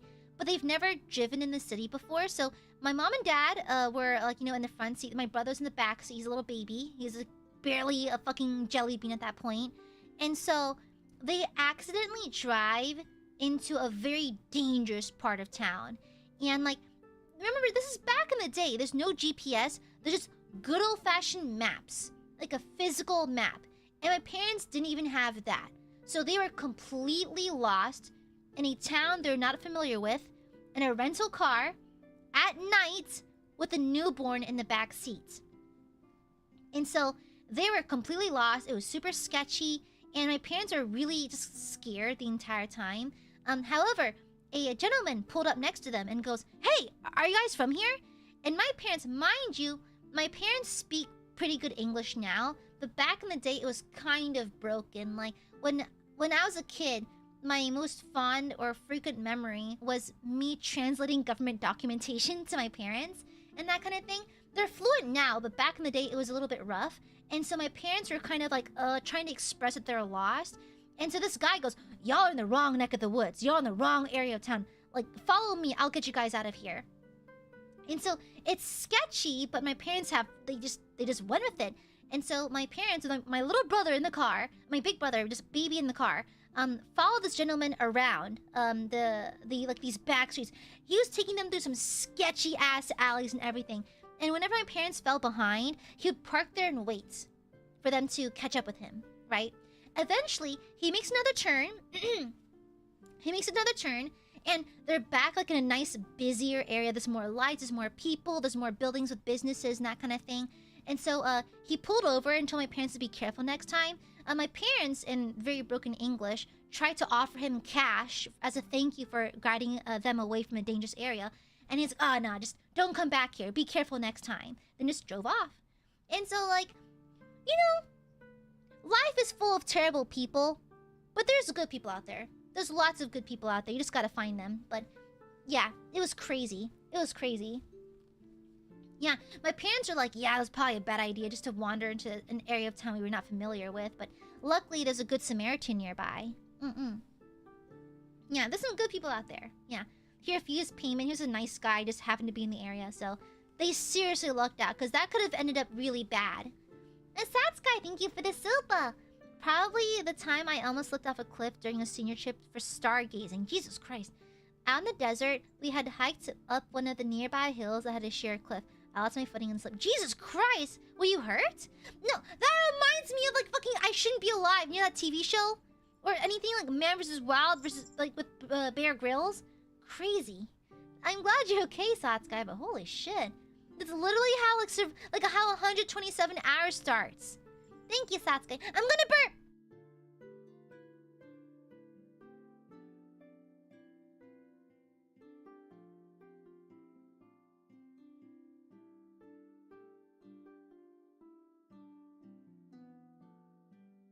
Excuse me. As an epileptic, this is my very first occurrence of an episode in public. It's the final class of my school day, band class. I said to my friends beside me that I felt unwell. I held my trombone down, keeping my balance, then I went black. I woke up, teachers around me. I had foaming around my mouth after the episode, so yeah, I had to ride an ambulance later. Jesus Christ. I mean, I have a friend who has a dog for that, because like they have like a service dog for that. I can see why, mostly just like to help with the falling thing, I guess. One time for first grade, it was raining that time, and I was walking around the hallways because the ground was a bit flooded. While I walked around, I almost blacked out because my classmates threw a spiky big stone at my head. I didn't notice until my head was bleeding and my notebook dream out. Jesus Christ. What kind of friend is that? The fuck? Block them! They're toxic! Drop they asses! Jesus Christ. Oh, speaking of pregnancy, yeah, my mom, when she was pregnant with me, I was a breech and also a code blue. I was facing the wrong way. I was sideways. And I made a funny little necktie out of my umbilical cord. And so, when I was born via emergency C-section, bitch, that baby was blue. Bitch, that baby that was blue. It's like, you know, like, instead of like the, aw, baby, they're like, ah, baby! And so, like, I was very much the funny Smurf-looking baby. It's so funny because, like, my brother was a very normal, natural, easygoing birth. And there I was. Fucked up. Good and fucked up. Fucking blue, purple-looking ass baby looking like a Smurfette, you know? So, da-da-da-da-da-da. Canonically inspired. Yeah, exactly. Shut the fuck up, Corgi. Silence! You shall bleed for this! Silence! I shall draw your blood and slurp it from your jugular vein. Yeah. Da-ba-dee-da-ba-die. What do you mean explains a lot? What do you mean by that? One time a few years ago, I got really sick out of nowhere. I felt extremely weak, freezing. It was warm out and very dizzy. I fell asleep for a while and woke up to go pee. Here's my butt. Thank you! Put the square out of there! Unless you're a Minecraft character, you shouldn't be bleeding squares. Thank you. Alright. You might want to get that checked out. Oh, speaking of blood. So my brother did a lot of, like, clinical tests for, like, cancer research stuff. And so, he once told me the story about how he took, So this one has layers. Firstly, so this happened, like a decade ago. My brother was taking in this kid. He was a little bit quirky, you know? But he took blood samples. This kid's blood was, like, bright colored. Like, blood is already actually quite bright. It's a very visceral, bright red. However, his blood seemed like a tint off. Like, a little bit too pinkish. And also, his blood was unnaturally thick. Alright? So, he actually had a rare form of blood cancer or something like that. And, you know what's even weirder? His parents were like Sweet Home Alabama. And so there was that. There was that. Oh my, there are layers. There are layers. There are layers to this! Oh my god! Oh my god! Bruh! Bruh! It's like my brother, of course, never speaks of these things because he's like, you know, he's not allowed to. But he was like, bro, I need to have a break after that one. Insane. Insane. Once I was done, I went to wash my hands. Water was really cold. I remember. Oh yeah, no, I faint. So fainting episodes are kind of wild.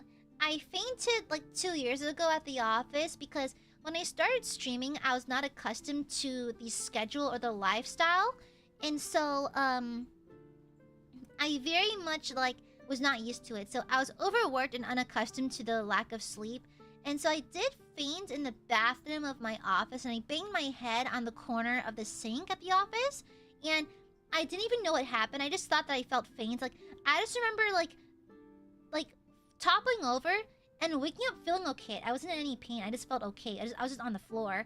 And so I picked myself up. And I didn't know what happened until one of my coworkers pointed out that I was bleeding onto my shirt. I was wearing a white blouse that day. And there was a cut in the back of my head where like I hit myself pretty bad. And there's blood running into the collar of my shirt. So, yeah. Yeah, that's what I'm saying, MLM. Apparently your face and head can bleed really easily. Yeah, because there's like a high concentration of like blood vessels and stuff like that. Yeah. Also, sorry, the Slack ping. 1 second, sorry about that.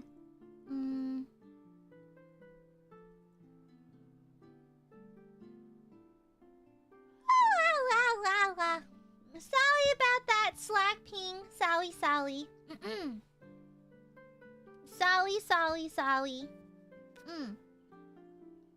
Also, not me, but one of my coworkers, for one of her history classes, she had to do like a video assignment where she recreated like an important moment in history or like something like it's like a video thing, right? It's like a final project sort of deal. She chose to do like a gladiator scene. And so, mind you, she just casually told me this like 2 weeks ago at her birthday. Like, she's the friend I made the Warhammer mini for.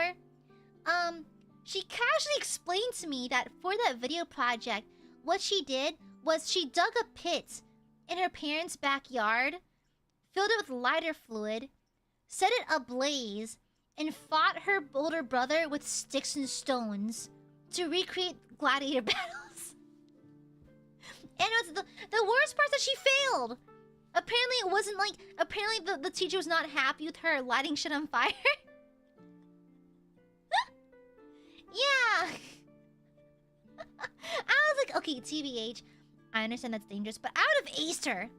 That's kind of sick, though. That's devotion. That's commitment to the project. That's the real gladiator vibes, you know? That's accurate to being a gladiator, so... Personally, I think that's good. Yeah, you know?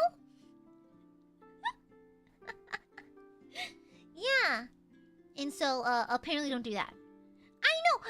I'm like, do you have the footage anywhere? And she was like, I don't think I do. I think I lost it when I moved. I was like, damn it! Damn it! I want to see the footage of her fighting in a pit of fire! That'd be sick as fuck!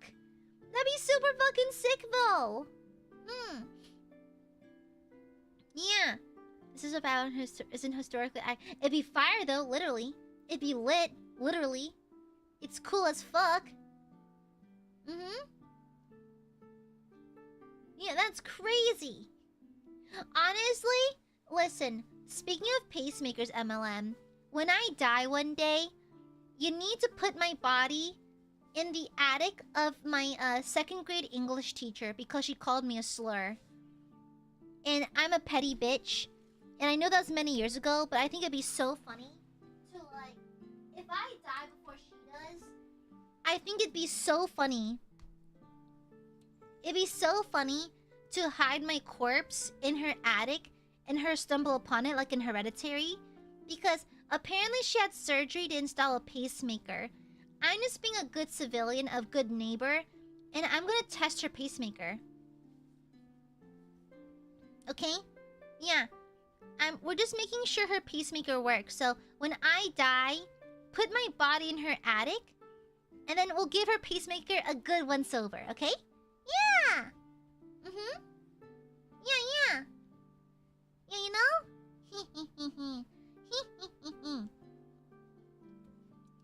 Sot's kind of saying that you should be dead. Why not do it now you're alive and enjoy seeing her? No, as long as I know that her pacemaker is tested, you know? I'm just like, I'm role-playing as a medical professional and I'm putting her pacemaker to the test. You know? Yeah. I was hit by a truck when I was on the crosswalk. Oh yeah, I almost got hit by a car the other day. So, I wanted to do some errands the other day. And like, I was very much like I didn't have headphones in or anything. I was paying attention to the road and everything. And so, it's like, the thing is, perhaps I was just a fool. Because it was a crosswalk. And you know, like, we have to give way to the people crossing the streets. And so there's a stop sign and everything. I see this car approaching, but they're far enough away where I'm like, okay, I can make it and that kind of thing. Plus, they're gonna slow down anyways. They didn't slow down. And so they kept barreling towards me. And I had to bolt to the other side. I had to fully commit and bolt to the other side. He swerved a little bit to avoid me, then kept barreling down the street. And people are like, oh my god, what the fuck? Are you okay? Like that kind of thing. I'm like, I'm fine, but that was weird. Also, of course it's a Ford F-150. I'm just gonna say, I like trucks. I think they're fun. But whenever there's some fuckery happening, it's always a Ford F-150. It's always a goddamn pickup truck. Every single time. Every single fucking time, it's a fucking pickup truck. Okay? I'm not saying it's all pickup trucks. I'm just saying when it happens, it's typically a pickup truck. Mm-hmm. Okay? Yeah, it'd be a fun idea. Yeah. Mm-hmm. That'd be really fun. That'd be fun. Queen, are you cosmically drawn to near-death experiences? What's happening? I'm just recalling all of them. Yeah. Mm-hmm. Yeah. I'm just reading them. Yeah. Hi, Ashen. Hi. I was welding, and after finishing a weld, I was talking to a buddy, and another guy came by and said, "Hey, you know your foot's on fire." And I look, and my shoulders are on fire. Jesus Christ. That is why you have to cover that shit, okay? Giamami, thank you for the sopa. Thank you. As kids, my siblings and I wanted to have fried polenta for lunch, so we threw frozen ones in boiling oil. The flames went up so high, they barely missed the ceiling. The spot was black till we moved. Oh my god. It reminds me of that one clip of like this fast food employee like putting ice in a deep fryer. I'm like, why? Thank you for the super. Good night, MLM. Yeah, thank you for the super. With that reminds me, as a child I got left alone on the side of a sidewalk by my older siblings for some reason. I panicked and ran to them without checking the road, and I nearly got hit by 3 to 5 cars. Jesus Christ. Yeah. One of my cousins almost drowned me because she was like, let's see how long you can hold your breath, and just held me underwater for like a minute. And that's where I got my good lung capacity from. Da-da-da-da-da-da. Thank you, Gia Lemmy. I know I got T-boned a few years ago by a jerk in a big truck blowing out of a parking lot at 30 miles an hour. Like, not only didn't stop, had to get out of there at top speed. Yeah, it's always truck drivers.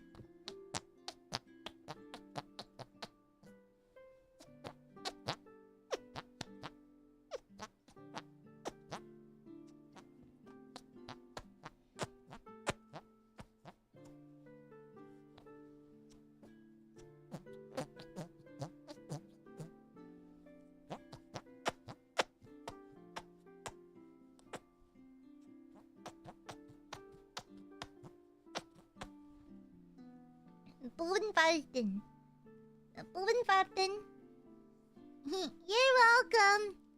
You're welcome. Help, Mana-san's watching. I don't know. I think my manager actually has a day off today. Let me see. Is Mana-san? Oh, oopsies. I wonder if Mane-san is available today. Let me see. Me and you setting in a... Yeah, I think they're off today. Ha ha! Oh yeah. Oh yeah, Mane-san can't stop me now. Mane-san has a day off today.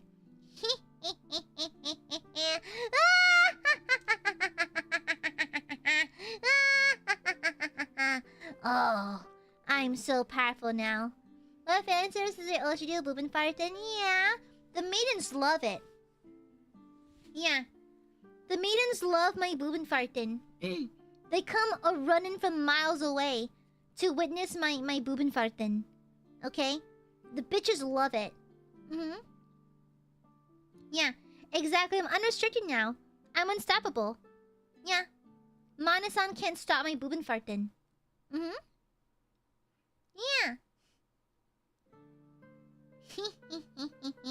I said the Mandalay Bay. Oh, really? Oh, I know what that is. A lesbian couple buys a beer when the girls puts a $20 in my shirt because she thought I was cute. They actually got in a fist fight later. Crazy. Vegas behavior.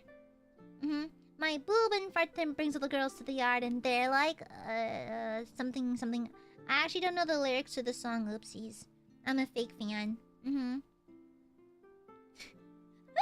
Satsukai, that's still dangerous though. That's a house fire, okay? Ich liebe Bubenfarten. Anyway, Desmond got scared that we ate a cockroach without noticing. The Waba Grill was banned from the office. What's a Waba Grill? Is it like a George Foreman? Is that what it is? Has Madison ever been to stop you? I mean, I still make a point to ask for perms for things, you know? Yeah, I think Satsukai is like in Final Destination. Like actually in Final Destination. You know? When I was a child, I jumped off the roof of my house because I wanted to know if I was up there when the house was on if I was up there when the house was on fire, I would survive jumping. The answer was yes, but with a broken foot. And I saw when I was back in college one day, everything was super icy. Can't you see that I'm icy? I saw a car on the side street about 50 feet ahead of me. I pressed the brakes on my bike. You see, this is why I never learned how to ride a bike. I feel like I just get into accidents, you know? Oh, fast food ride. Oh, gotcha. The tires locked up and either me or the bike slowed down enough due to the ice. I quickly put my foot down to stop. It kept sliding. I actually slid and stopped in front of the car, but luckily saw that I could not just stop. My reading comprehension is dropping lower and lower for some reason. I can't believe you Akira slide it in front of a car. You Akira slide it into like an isekai. Crazy. Oh yeah! This happened at Ren Fair actually. I saw this perfectly responsible and perfectly well-adjusted parent do the what's it called? The power thingy? The hammer thingy? It's like you use the hammer to smack a target and like this little thingy flies upward and hits a bell if you can hit it. What's it called? It's like the strength test thingy mabobber. I don't know the fuck it's called. That thing. On the backswing, this fully grown adult just like hits their kid on the backswing. Kids have this amazing ability to be in the way of everything. I mean, like, yeah, whatever it's called, you know, that thing. And so, yeah, no, the kid should be out of the area, and the parent should have checked first. They're both stupid. They're both stupid. I was like 2 and I was at my grandma's house for a family gathering. All the cousins were playing together across the street, and I was left out across the street. Turns out there was a trailer tractor barreling towards me, and Mommy yanked away at the last minute. You see, like, also, why are they barreling down a neighborhood? Like, that just seems irresponsible. Exactly, kids. Oh my gosh, girl. So, my nieces are no longer the age of self-destruction anymore.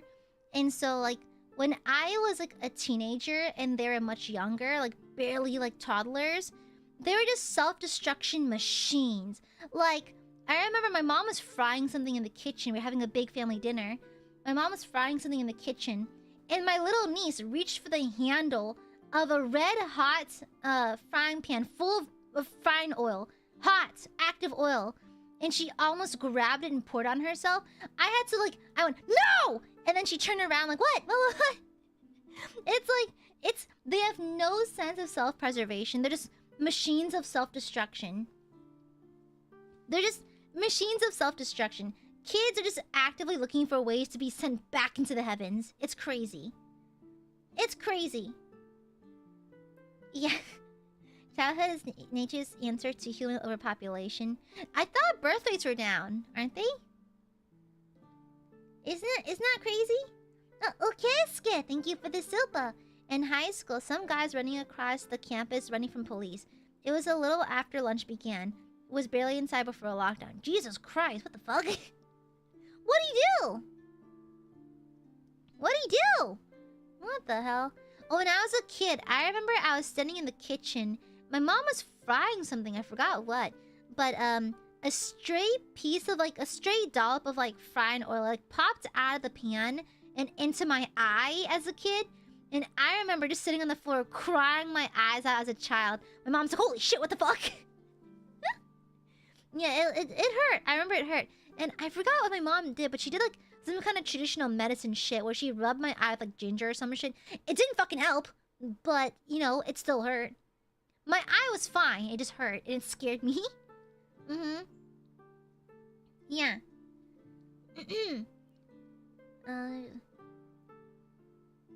Satsuka, the way I can tell the way it ends by just by glancing at what you said.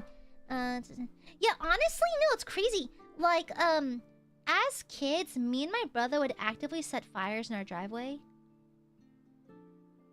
My parents were oddly okay with it. I don't know why. But they were fine with it. Yeah, they were fine with it. And so, it's like we would just set a fire in the driveway. And they were cool with it. My brother and I ended up being very normal individuals. Excuse me, goodness. Excuse me, goodness. I get enough injuries to make enough mistakes as a full adult who's pretty proud of their cooking capabilities, letting a child need. Yeah. Yeah, it's just, kids have a habit of just like grabbing things and being in danger all the time. Yeah, kids are just, it's like wrangling cats, but at least cats don't have to go to college, you know? Riding my bike, and it's going much harder. Me and my cousin like to strip wires, electrical cords. Oh my god, speaking of the wires, apparently there's like a band of traveling cable munching raccoons in my area because I keep seeing these internet provider trucks with technicians visiting houses in my neighborhood. And I pulled one over because I recognized him as the same guy who did my house. I was like, oh, you're back in the neighborhood? And he explained that a lot of people in my area are losing internet because raccoons keep chewing through their internet cables. There's like a roving band of just cable munching raccoons. Why? Well, are they just tasty? Are the wires good? I don't fucking know. Are the wires that good? What the hell? What the hell? Yeah, those little bandits, you know? Silence, Paxi. As the owner of a very stupid cat. I mean, within reason, Marcos. You can't, like, you know, within reason. Just use your better judgment. I trust you guys. You're adults here. Literally, because I think I banned all the kids from my chat. Exactly, bro. We got the raccoon mafia ruling the neighborhood. It's crazy. We have to pay them in garbage. You know? We have to pay their neighborhood raccoons in garbage. Like we have to let them eat out of our trash cans.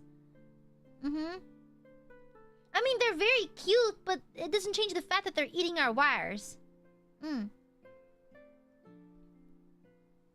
Oh yeah, no, Kurokami, like Teresa, like I have a cousin who rides a motorcycle, and like, girl, I love motorcycles. I would never ride one. A, because I don't know how to ride a bike. B, because honestly, it just seems dangerous. And mind you, my cousin is a very responsible motorcycle rider. Like, she had a helmet on at all times. She always...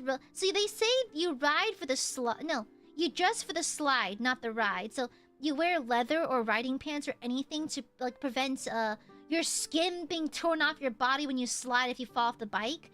And so she dressed appropriately. She wore leather. She wore appropriate clothing. She wore like specialized clothing for that occasion. She fell off her bike after she got into an accident when she got hit by a car. She fell off her bike and skid like 40-50 feet. And even then, she didn't get a single burn on her. All of her skin stayed intact. However, she broke like her leg and her arm and her collarbone. It's just scary. Even if you do it right, like, yeah, it can help you from... What you can wear can prevent, like, abrasions and shit like that, but you still break bones. Like, honestly, I would never ride a motorcycle. It's cool as fuck. There's so... Okay, I'll be honest, I like Ghost Rider. I like Nick Cage in Ghost Rider. I think he's cool as fuck in that movie, okay? I know that Nick Cage is... Nick Cage, but, like, he's good in that movie. Ghost Rider really gets my, like, my adrenaline going, my goosebumps, like my turn off my brain, enjoy the visuals kind of movie. I liked Ghost Rider, but, like, I would never ride a motorcycle. I have not, Weepin', no. Yeah, I liked it. It was campy and fun. Yeah, that scene when he rides with the previous Ghost Rider who's on horseback, that was cool as fuck. Yeah. Yeah, it's cool as fuck. Well, if we got censored, Marcos, then it is what it is. Yeah. Teresa, that's wild. You see, I'm so glad that, like, I never learned how to ride a bicycle. Mom and Dad never taught me, because when you're kids, you're kind of in a sketchy neighborhood, so my parents never bothered teaching me, because they wouldn't let me go out on my own anyway, so... Yeah. Exactly, the Undertaker fit was kind of slay. It was super slay. I don't know, Ghost Rider is kind of like those movies where you turn off your brain and just enjoy the visuals. It's very that. Okay, I've been yapping a lot. I need to take a sip of water, sorry.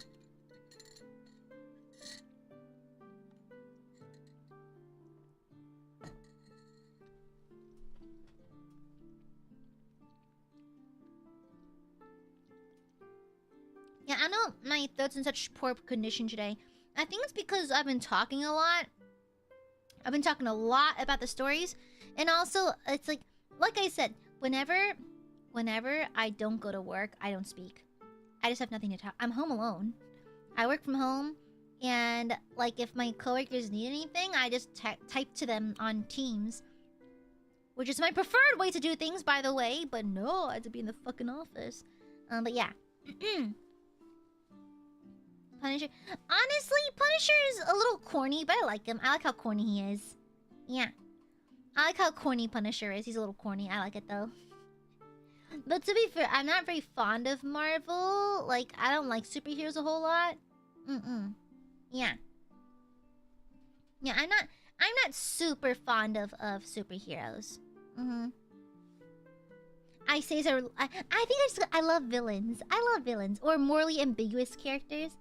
Fell off my bike once when I was younger when these guys put a blockade in front of me as I was going downhill. They did it on purpose because my friend was a lot or something. Oh my god. I remember, like, one of the boys who bullied me in middle school put thumbtacks in my chair. Like, I think I went to the bathroom.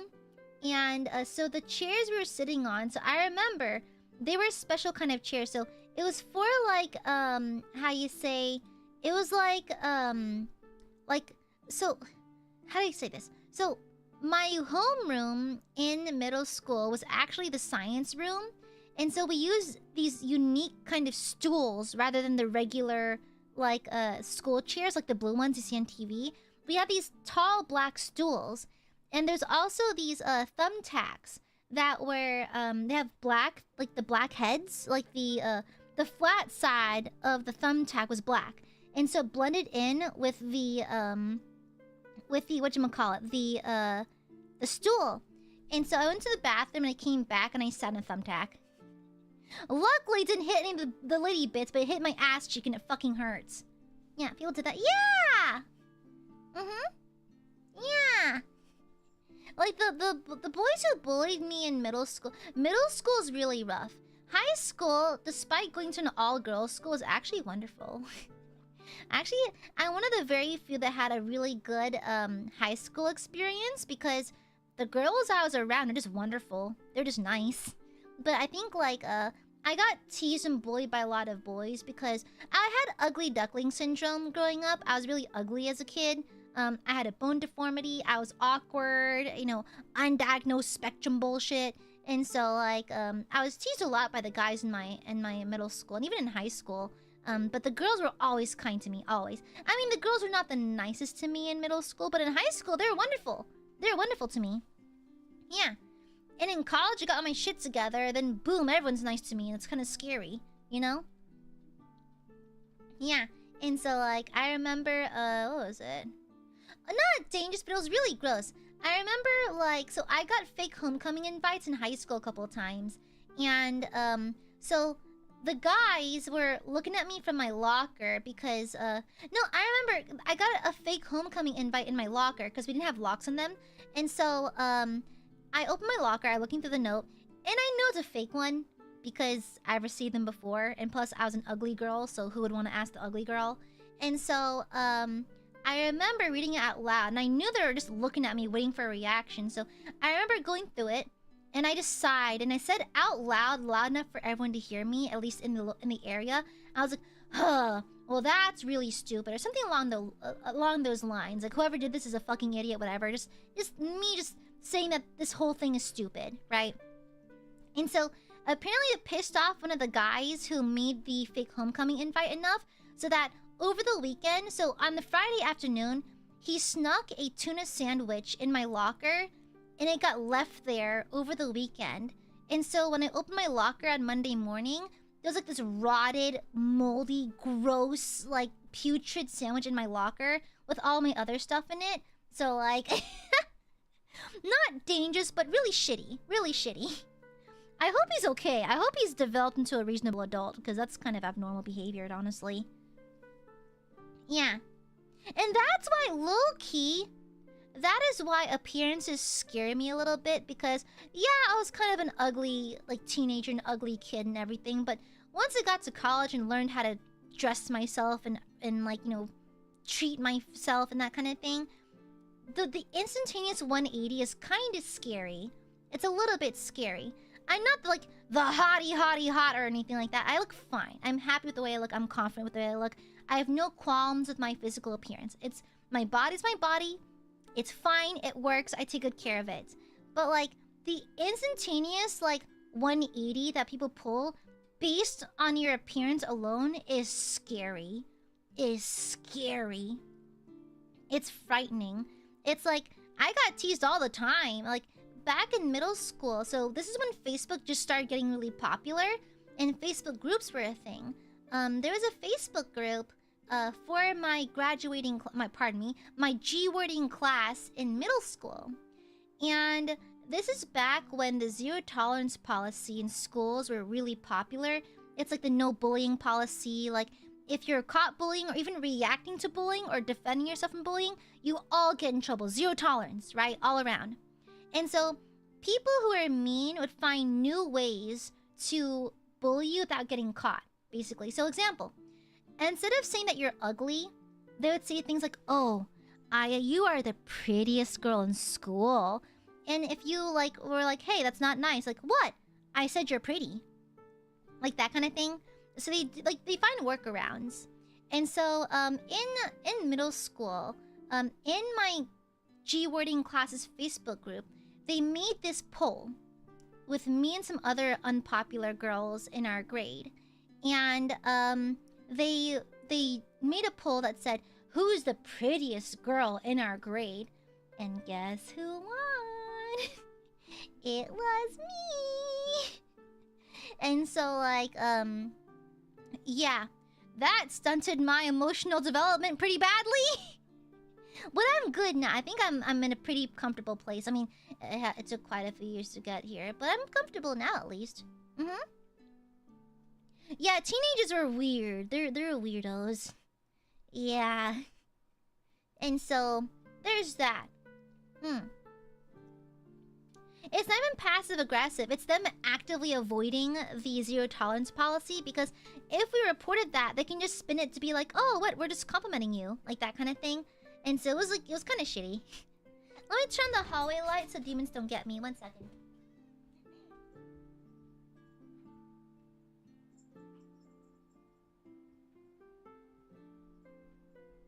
Okay, I turn on the hallway light so demons can't get me. Yeah, I'm gonna burp.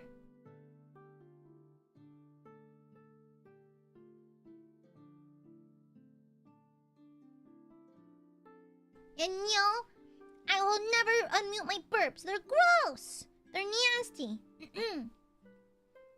A demon. I guess I had a wealthy family during high school. I had bullies owed me crap because my family money at the time. Well, that's a thing though. Like, no matter who you are, where you are, what you did, as long as you love me, people are gonna be shitty. They're just always gonna be shitty. If the demon was hot, if the demon looked like, Henry of Skalitz, Hans Capon, Jan Žižka, Black Bartosz, then maybe, mayhaps. Mayhaps, if they were hot, mayhaps. Yeah.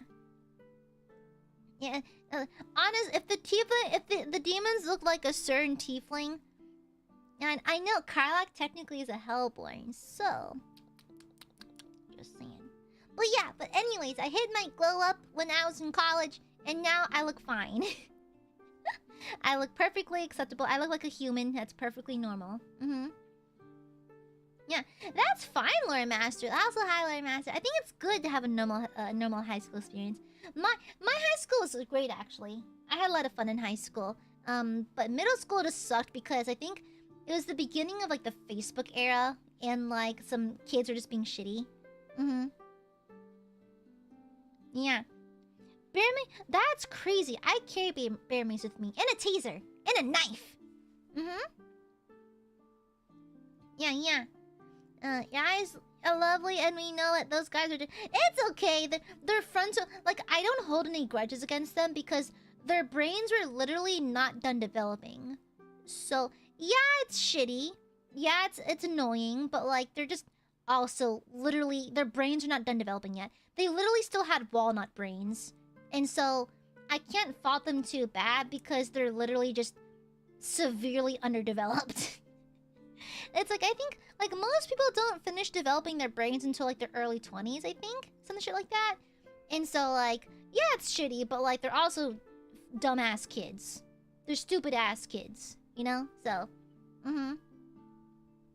Yeah.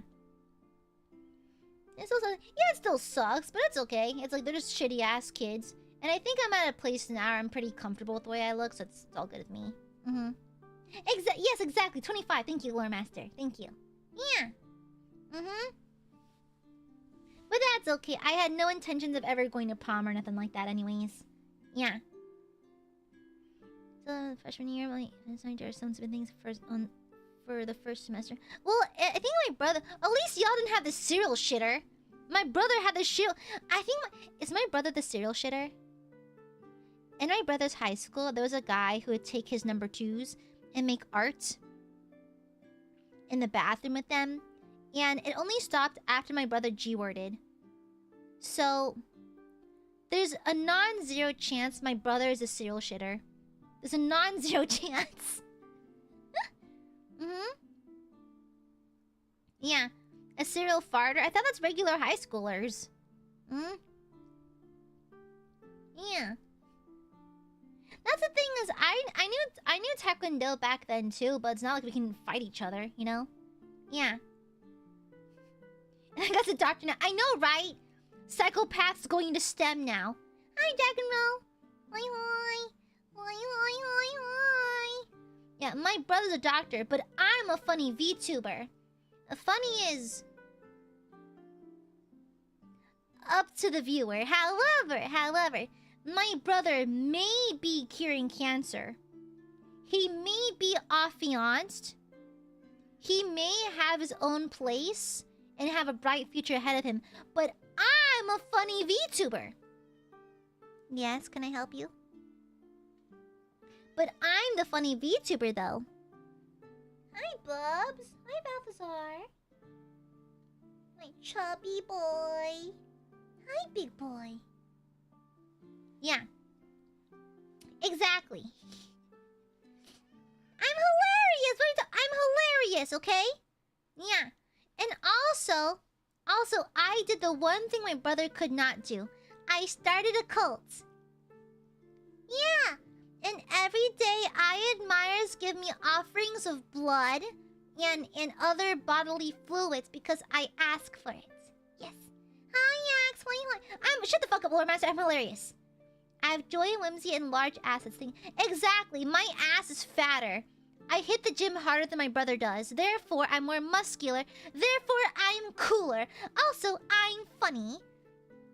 Yeah. My brother may be in STEM, but I'm hilarious. And that's all that matters. I openly a cult now, maybe. Thank you for the blood. Thank you. Exactly. My brother may find the cure to cancer one day, but does he have an army of burbs? I think not. I have burbs. Thank you, Nier, for the blood. Thank you. Yeah. Exactly. He didn't expect little sister to get the upper hand here, but it is what it is. I am simply God's favorite goober. Where are your army? Of course. Yeah. One of my favorite things about you is your neckbeard voice and part. Oh, Satsukai. You mean this voice? It's me, Satsukai. It's me, your Discord Zaddy. Hey, chat. It's me, Zaddy. Why are you upset, Nira? What do you mean, Axe? Baby girl. Zaddy needs Discord Nitro, baby girl. Can you give Zaddy some Discord Nitro? Zaddy spent all of his paycheck on anime figures again. Zaddy needs his kittens to buy him some Discord Nitro, baby girl. Bestie. I know, right? Yeah, there's a lot of ex-military following me, which means I do have an army. No, Axe, don't kill yourself. You're so sexy. No, Axe, don't do it. Don't do it, kitten. You're so sexy. Kitten, no. Think about the cat ears I bought you, baby girl. I got you the Razer Kraken Kitty headset. Never do it, baby girl. Baby girl, I love you.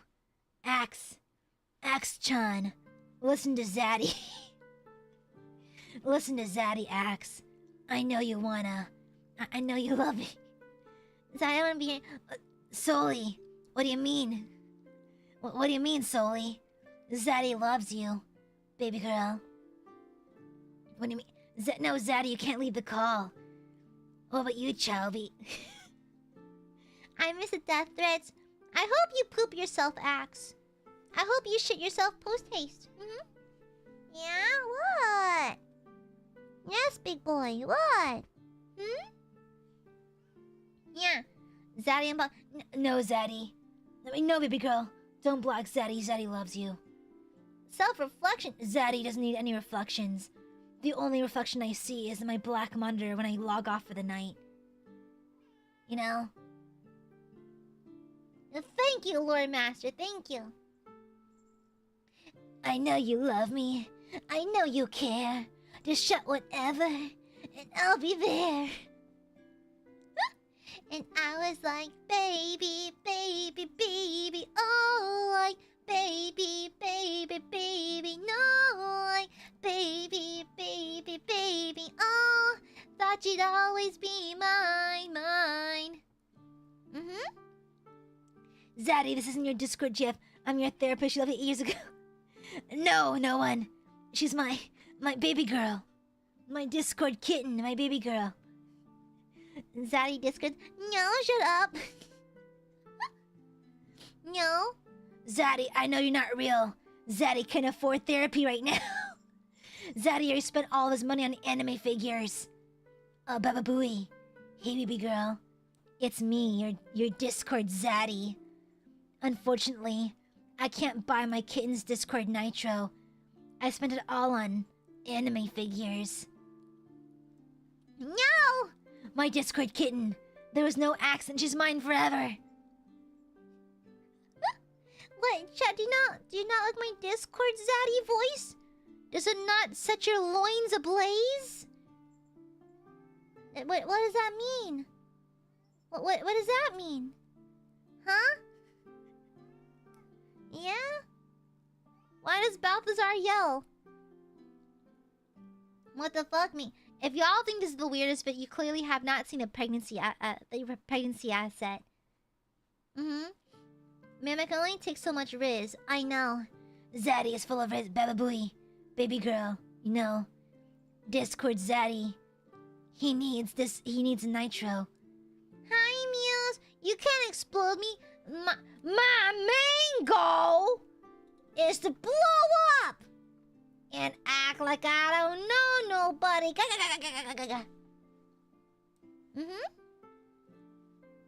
I know you love me. I know you care. Just shout whenever, and I'll be there. The cat yells because Daddy displeases. No. Balthazar is very happy, okay? When I was building a Tesla coil with friends in college, why? Okay, stop, pause. Why? Why? We just started this conversation. Why? Hold on. Pause. Why? Why are you building a fucking Tesla coil? Why? Why is that a thing? Okay, fair. I almost zapped myself with thousands of volts, which have left permanent burns. I almost electrocuted myself. Axe's main goal was to That's why Axe doesn't like it when I say it. Because Axe's former goal was to blow up. I'm so sorry I'm living your dream, Axe. Because now my main goal is to blow up and act like I don't know nobody. I see. The Lord. You know, Ma-chan brought an excellent point the other day. She was like, Aya, do your fans really love you? Or do they just tolerate you? And I was like, wow. Why did you say it like that? That hurt. That really hurt. That really hurt. Ouch. Yes, no! You love me, right? Do the Aiadmirers love me? They have to love me, right?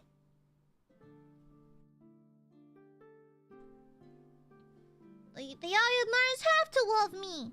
I'm Gooby. You're legally required to love Gooby. Legally. You're legally required to worship the Gooby and sacrifice all mortal possessions to the Gooby. Okay? I'll have you know it's illegal to not love Goob. Okay? No boobs, no pokies. No! I guess if you don't really love me, I'll just leave then. You can fend for yourself.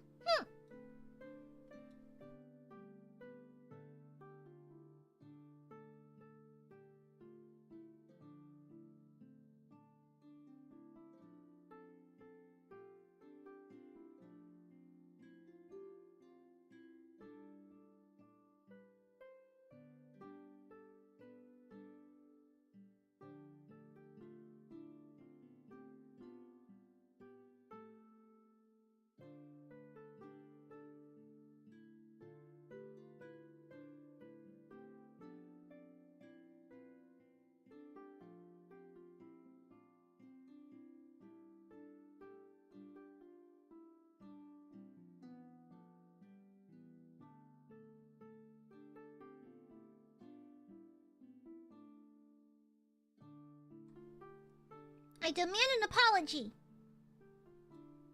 I demand an apology. I demand an apology to yours truly. You must apologize to me immediately. I demand it. I demand it. I want to see I'm sorry goobs in chat. Lots of I'm sorry goobs. You offended me and my bloodline, and I have no choice but to destroy you. I'll have to destroy you for this. Okay?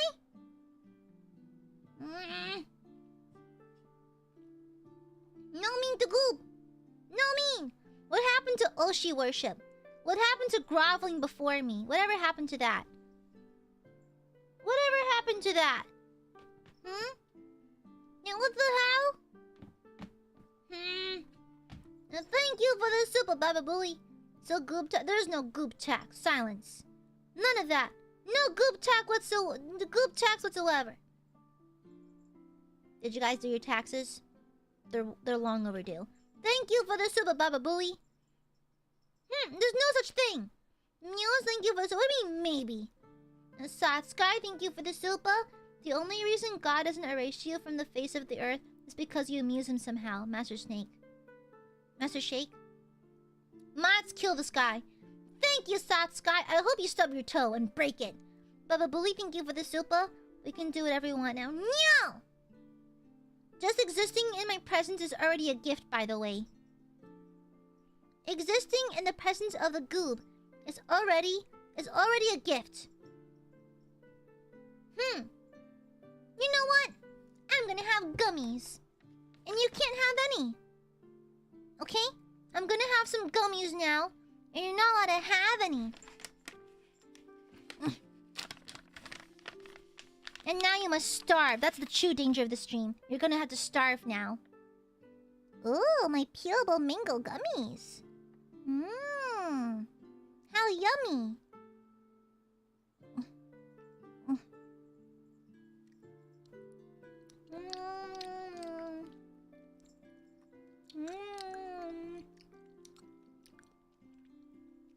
Too bad your salad bowl's not as yummy as my gummies.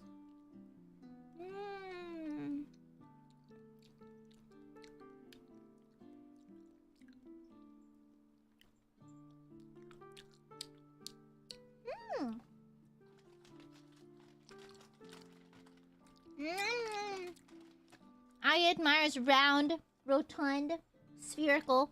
You took my only source of food. Give don't wanna.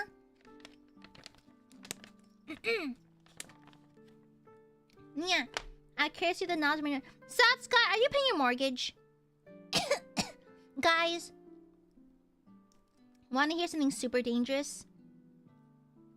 Financial irresponsibility. That is the true danger around these parts, okay, guys? Legend has it that you can get your car towed.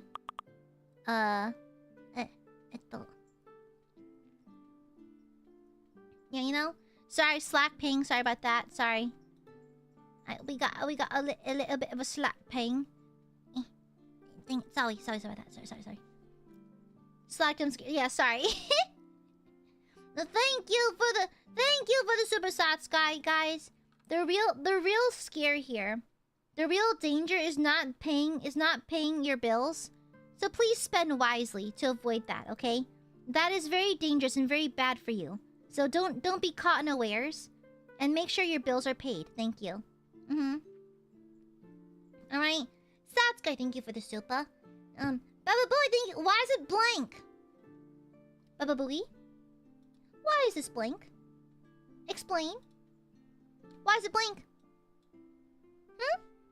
Why?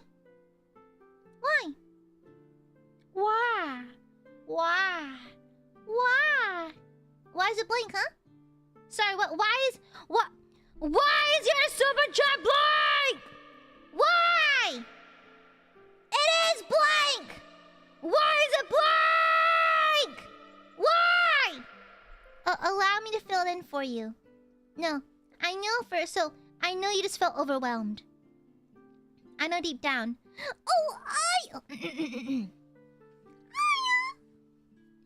I'm running the super chat because I'm so scared. The world is so dangerous. It's so dangerous and so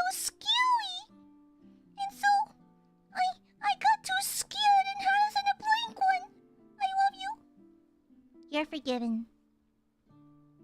Eh? It's totally blank though. What do you mean it's not blank? Am I tripping? It's blank. You're trying to gaslight me, aren't you? Y'all trying to gaslight me. Y'all think you're slick. Y'all think y'all are mighty slick, but y'all are completely incorrect. Actually, according to both Streamlabs and my eyeballs, I can tell these are both blank. It says they're blank both on the YouTube and Streamlabs. So nice try. Nice try, bucko. But you're gravely mistaken, bitch. Thank you for the orange super. I can tell that you're just overwhelmed. Yeah, you're just overwhelmed. It's not, no, literally, look at it. Hold on, I'm being gaslit. It's literally blank. I'm being actually gaslit. Henry of Gaslits. Yum, yum, yum, yum, yum, yum, yum. Oh, that's my chair. Where is it? Yeah. Sorry, Executioner. You're gonna have to move for a second. Sorry. You have to move my party another day. Yeah, look, it's literally blank. See? It's literally blank. And thank you, Big Goose. Finance tip 6969. Paying your bills is optional. No, the fuck it is not. It is not. I'm gonna burp.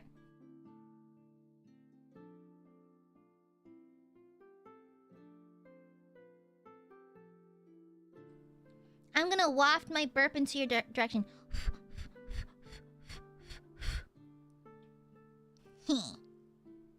I have an older brother. I've experienced that a lot in my day.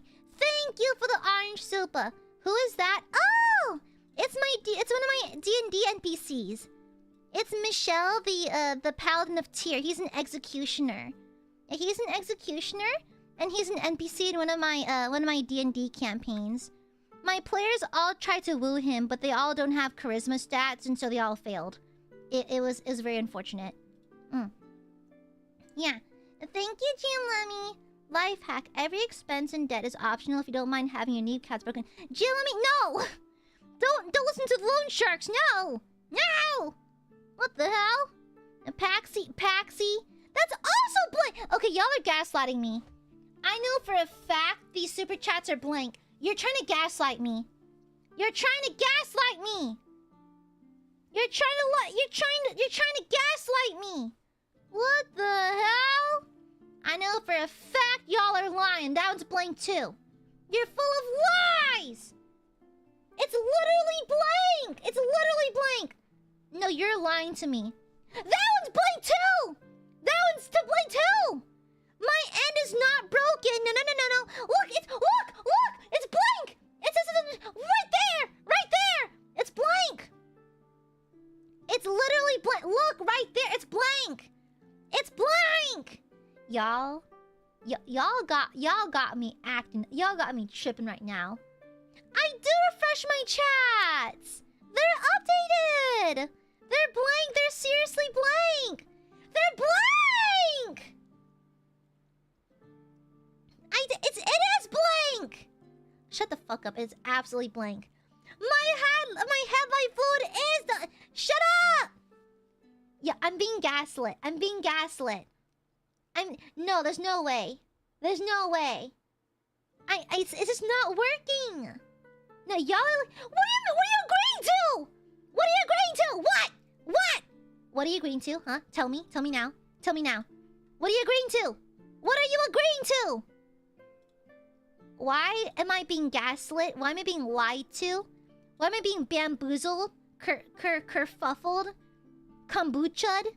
Why am I getting confused? This is some utter bullshit. This is improper utter bullshit. The fuck you mean? What do you mean nothing? Shut the fuck up. You're lying to me. What does it say?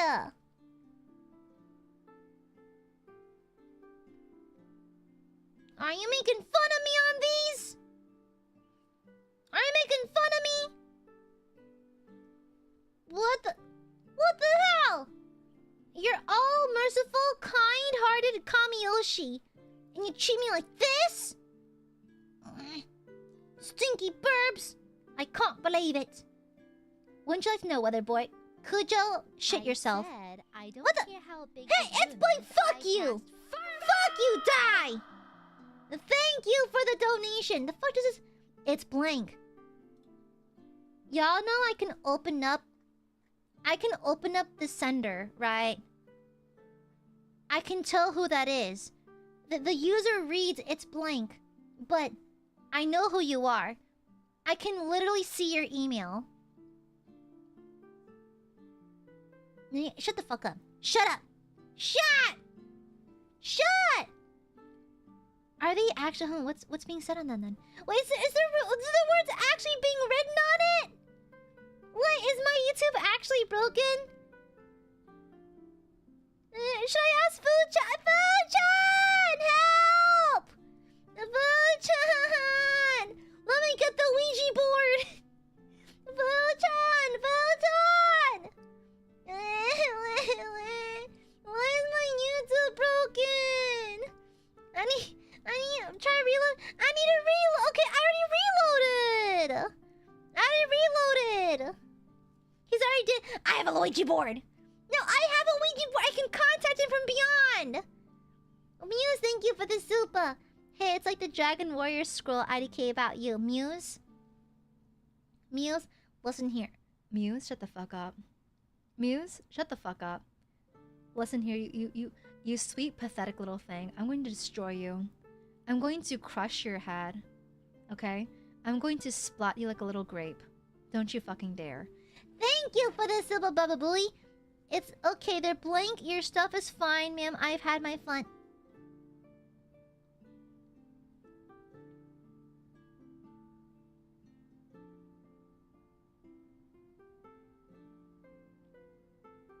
Bubba bully, give me one good reason not to ban you.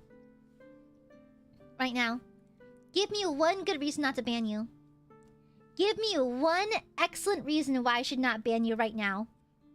Oh, that ban button is looking real good. That ban button's looking nice and zesty. Give me one good fucking reason why I shouldn't ban you. How the fuck? It's ban!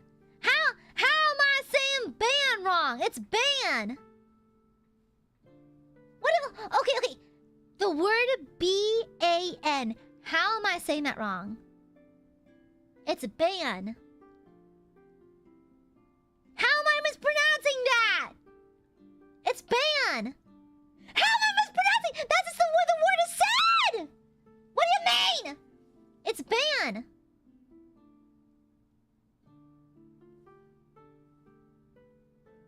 Fuck you. Jim, let me thank you for the super. This one's blank too, by the way. Jim, let me shit yourself. Thank you for the super. It's ban. It's ban. Am I really... Fucha! Not me contacting dead people for help. Am I mispronouncing... Hold on. Am I mispronouncing it? It's ban. It's ban. I hate it here. I'm being gaslit. I'm being bullied. It's some bullshit. It's a mispronounced. It's a cute accent. No, shut up. What is ban? When you get banned? Yeah, it's ban. I hate all. You know, all of you getting banned. All of you. You're getting sent to the Shadow Realm. You're gonna have your cloacas glued shut. I'm gonna put you in a sock and beat you against the wall. That's a little slight extra syllable. Hey? Do I? Huh? Why does Axe make fun of... Axe hates me. Mod-chan, ban Axe. We have an anti in chat. Mods, ban them. I'm gonna burp.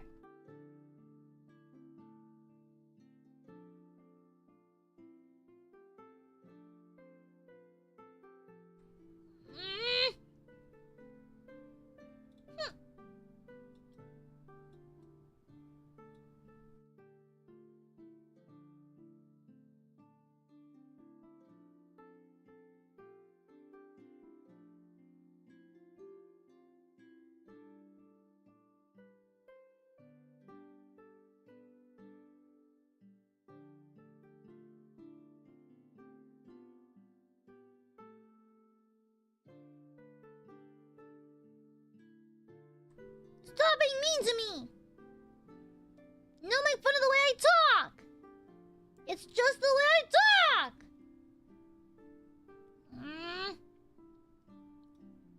Shush. No make fun. No make fun. Stinky burbs making fun of me, bullying me and stuff. I can't believe it. The meanest burbies, the meanest. Your accent is cute. Shut up. Shut. Silence. I cast guiding bolts. Nat 20 to hit. You explode and all there's left is a red skid mark on the floor. What happened to Oshi worship? What is this bullying? Jim, let me thank you for the sopa. At least sopas are going through now. Jim, I hope you shit yourself. Shit yourself. Yeah, counterspell. Fuck you, die. Your accent voice and demeanor give a very homely, loving vibe, not gonna lie. Homely? Bitch, I know I don't go out too much, but damn, you don't have to read me like that, okay? The most socializing I get is when I host D&D. When I play D&D with my players. Yeah. That is when, yeah. Also, sorry, another Slack ping. Sorry about that. Sorry. Sally. Homie, not homely? No. Shut the fuck up. I cast testicular torsion. I cast nipple hair pull. Alright. Homie? Oh. Shut the fuck up then. Ah! My eyes! What? Okay, at one point I did have the entire cast of TF2 on my stream. Hi, Scout. Get the fuck out of here. Get the fuck out of here. Thank you for the super. Thank you. Thank you. Freeze, armor down. Na na na na na na na na na. The other day I was at work and all I had in my head was Error by Vix. Na na na na na na na. Na na na na na na na na. Na na na na na na na na. Na na na na na na na na na na. Na na na na na na na. Na na na na na na na. Na na na na na na na na na na na na na na na na. That's such a good song. I love my boy Fix. Blonde cunt. Oh, it's my boy! It's my boy! No, come back! No! Why are you running? Why are you running? Come back! Come back! Why are you running? Why are you running? Come back, blonde cunt lover! Come back! Come back, coward! Blonde cunt lover 69, come back, bitch! Why are you hiding? Why are you running? Why are you running? Come back, bitch! Come back, coward! Blonde cunt lover, come back! Come back, bitch! Why are you running? Cowardly Aiadmirers, it's the way y'all are. Y'all talk a big game, but you're all a bunch of weenies. Yeah, are blonde cunt lover and blonde twink lover the same person? are you the same person by any chance? You know, Aiadmirers talk a big game, but you can't do nothing, okay? You can't even riz this guy. You can't even riz this guy. Yeah. You can't even riz my delectable sexecutioner. Behold, this execution. Okay, not gonna lie, I'm so proud of this profile. I actually really struggle drawing profiles, but it's crazy. Oh, you're not the same? Oh. Jim, let me thank you for this. What the fuck did you say? What'd you say to me? Would you just call my mother? We aren't running. We're just trying to communicate clearly and thoroughly with our beloved Oshi. Even though she censors the supas she doesn't like. I didn't censor nothing! I didn't do nothing! Cappy, thank you for the super. Thank you. Shush! We have a blonde... Yeah, we do have a blonde twink lover. Although I imagine they'd probably be in Wilson's chat, not mine. But whatever. With 2 or 10... Yeah, actually you're right, Nolan. You are circular. Aiadmirers are rotund. spherical and fluffy and soft and cute and edible. The blonde lovers, oh true, kind of like collecting pieces of Exodia. This blonde twink lover, blonde cunt lover. You just gotta get the other ones now, you know? You're summoning the blonde Exodia. You know? The spin dash away. Okay, nerd. Okay, nerd. You wanna hear what a member of my party did to try to woo Michelle? So Michelle's, so for those who didn't catch it, this is actually a D&D character I drew like a while back. I just sketched him today because I had some free time. And I was like, I should probably just sketch for the leisure of it every now and then. So basically this character is an executioner. He's a paladin of Tyr, and he only kills those who are marked for execution, right? So those who are set aside by the state to be cleared for execution because of crime and that kind of thing. And it falls under the teachings of Tyr and that kind of thing, and under his faith. And so he's a very loyal, devout, path of devotion paladin. And so I actually made him way too hot. Like, so to describe him, he's a 7-foot tall dragonborn. But the way I draw dragonborns, I give them like human heads and torsos, but dragon-like lower halves, tails, and arms, and that kind of thing. And this kind of scales pockmarked everywhere. I actually made him really cunty. Really slay. Not really no one, because unlike Charles Henry, who's very reluctant to take up his position as executioner, he wears it with pride. He knows it's his duty and that kind of thing.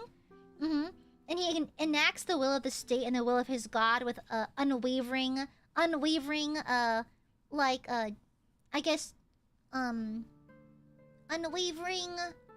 determination, but he's like very steady in his beliefs and that kind of thing.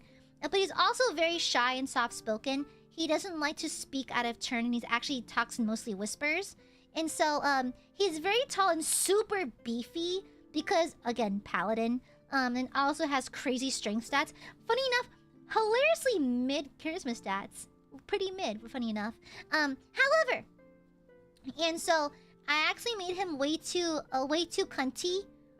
And so upon meeting him, my players are supposed to get a letter from him and pass it off to another person in a different city. But they spent 2 hours of the game trying to woo him because I made him way too cunty, way too slay. And so everyone took turns trying to woo him, and they all failed. They all failed because the players were a ranger, a wizard, a rogue, a fighter. None of them are charisma based. The only one who had a chance was maybe the fighter, but even then it was like especially because they built the fighter kind of funny. So yeah, they all failed. They tried to bribe him on a date. I think it was the wizard. The wizard accumulated a lot of money from running his own apothecary, and so he dropped 100 gold coins trying to like, hey, wanna go out somewhere and do some research? Wink, wink. And Michelle, being the kind of like a thick in both body and mind, the kind of thick kind of dingus he is, just did not catch the vibes at all. Was like, oh, free money, thanks, and just walked off with it. Yeah, we call him the executioner. Nira, thank you for the super. I can riz watch. That's on brand for you, Nira. Oh, blonde. Oh, we got blonde dono over another one. Another one. Thank you for the super. Thank you, thank you. Thank you, thank you. He's not really a himbo per se. He's not like he's not goofy enough to be a himbo. Yeah, he's just a little dense. What's that supposed to mean? Thick, and he's thick in both body and mind. You know, he's not the smartest, and he happens to be very muscular. So, and he wears all leather because of blood splatters. It's easier to clean that way. So, yeah. Oopsies! I actually made him cunty, and it distracted my players for 2 hours. Distracted them for 2 whole hours. They didn't get to the goal they're supposed to get to at the end of the game. But oopsies. Anyways, thank you for that, Sopa. Thank you. Can you describe the fit? Well, he tends to wear like a cape or a cloak and that kind of thing, but he wears kind of like essentially just like how you say basically just a robe of sorts. A very simple all-covering robe. It's just a little tight because he's beefy, but it's just a robe to protect against blood splatters. Yeah. Do you have any evidence that Aya makes non-cunty characters? Well, there's a few non-cunty characters I make. Hold on. There's a few non-cunty ones. Hold on.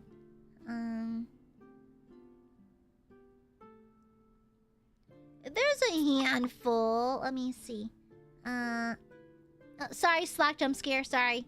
Where's my D&D folder? There it is. Yeah, there's this guy. That was my rubber ducky from hell. Yeah, this one's not cunty. Yeah, this is not cunty. Yeah, there's a few non-cunty options. How would you woo him? I don't know. Talk about his faith, I guess. Yeah, talk about his faith, I guess, because like he's like a paladin of Tyr, right? The god of justice and that kind of thing. So he believes that his work is divine work, and he does his job with a full confidence that he's doing the right thing. And so I guess like talk about justice, I guess. What's in his pants? Justice. Okay. Nira, no! Nira, no! You are saying that word? What? Cunty? Oh yeah, cunty, yeah. There's a clip floating around of Twisty saying that I taught her cunty. Yes, I did. Yes, I did. Your point? It's funny because Clara's like dumbfounded, like, she's what now? Like when I called Twisty a while back, I say cunty a lot because it's my favorite word. Because you know it's slay! It means slay! And so like she picked it up. Oopsies! Yeah, oopsie poopsies. Yeah, but I feel like, to be fair, I did not write Michelle to be romanceable. It just, I accidentally make a lot of cunty characters on accident. I don't mean it to happen, it just does. And so, I didn't write in romance mechanics for him, so I don't know. Legit, my players tried to bribe him and it didn't work. Because technically it wouldn't fit for his character because he's very justice and work driven, so it just wouldn't make sense. Jim, let me thank you for the super. This executioner's nice, but if you want a really sexy one, there's no content. Now, shut up! Ikamoon's not it! Shut up! Silence! I can't help it! I like drawing cunty characters. They're slay! Why settle for non-slay when you can always draw a slay? Yeah, why would there be any alternatives when one version is simply always best? You know? Yeah. But yeah, I'll probably doodle him some more in my free time here and there because, yeah.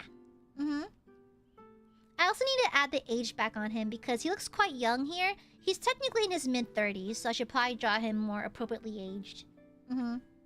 Yeah. Yeah, the only lust he has is for justice! His patron is literally the god of justice, you know? Spray and pray. How about slay and lay? Jesus, common Kuma see Jesus. What the fuck? I need a pee again.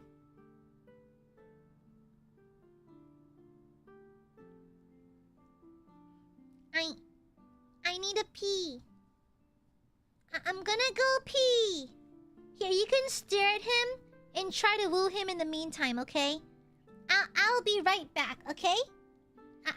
I'll be right back, okay? Yeah, just be nice to him. I'll be right back.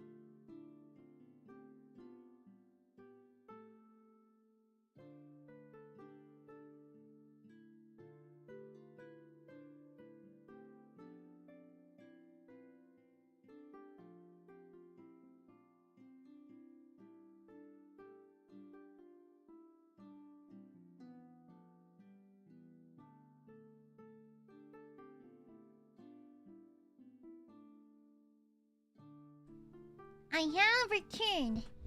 Sorry, thank you for your patience. I've been drinking a lot of water like a good noodle, and so now my body is just a machine that turns water into pee.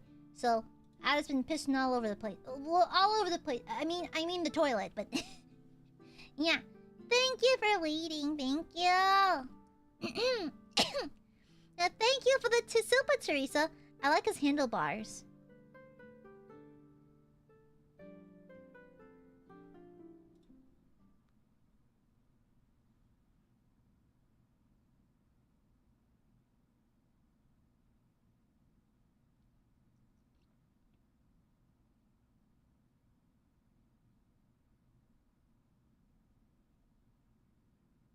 Those words don't belong in the Bible.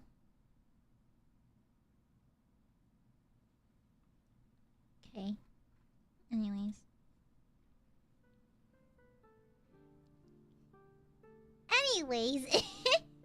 Not my good Christian chat. At first, I'm like, oh, like a mustache? He's actually clean shaven. Oh.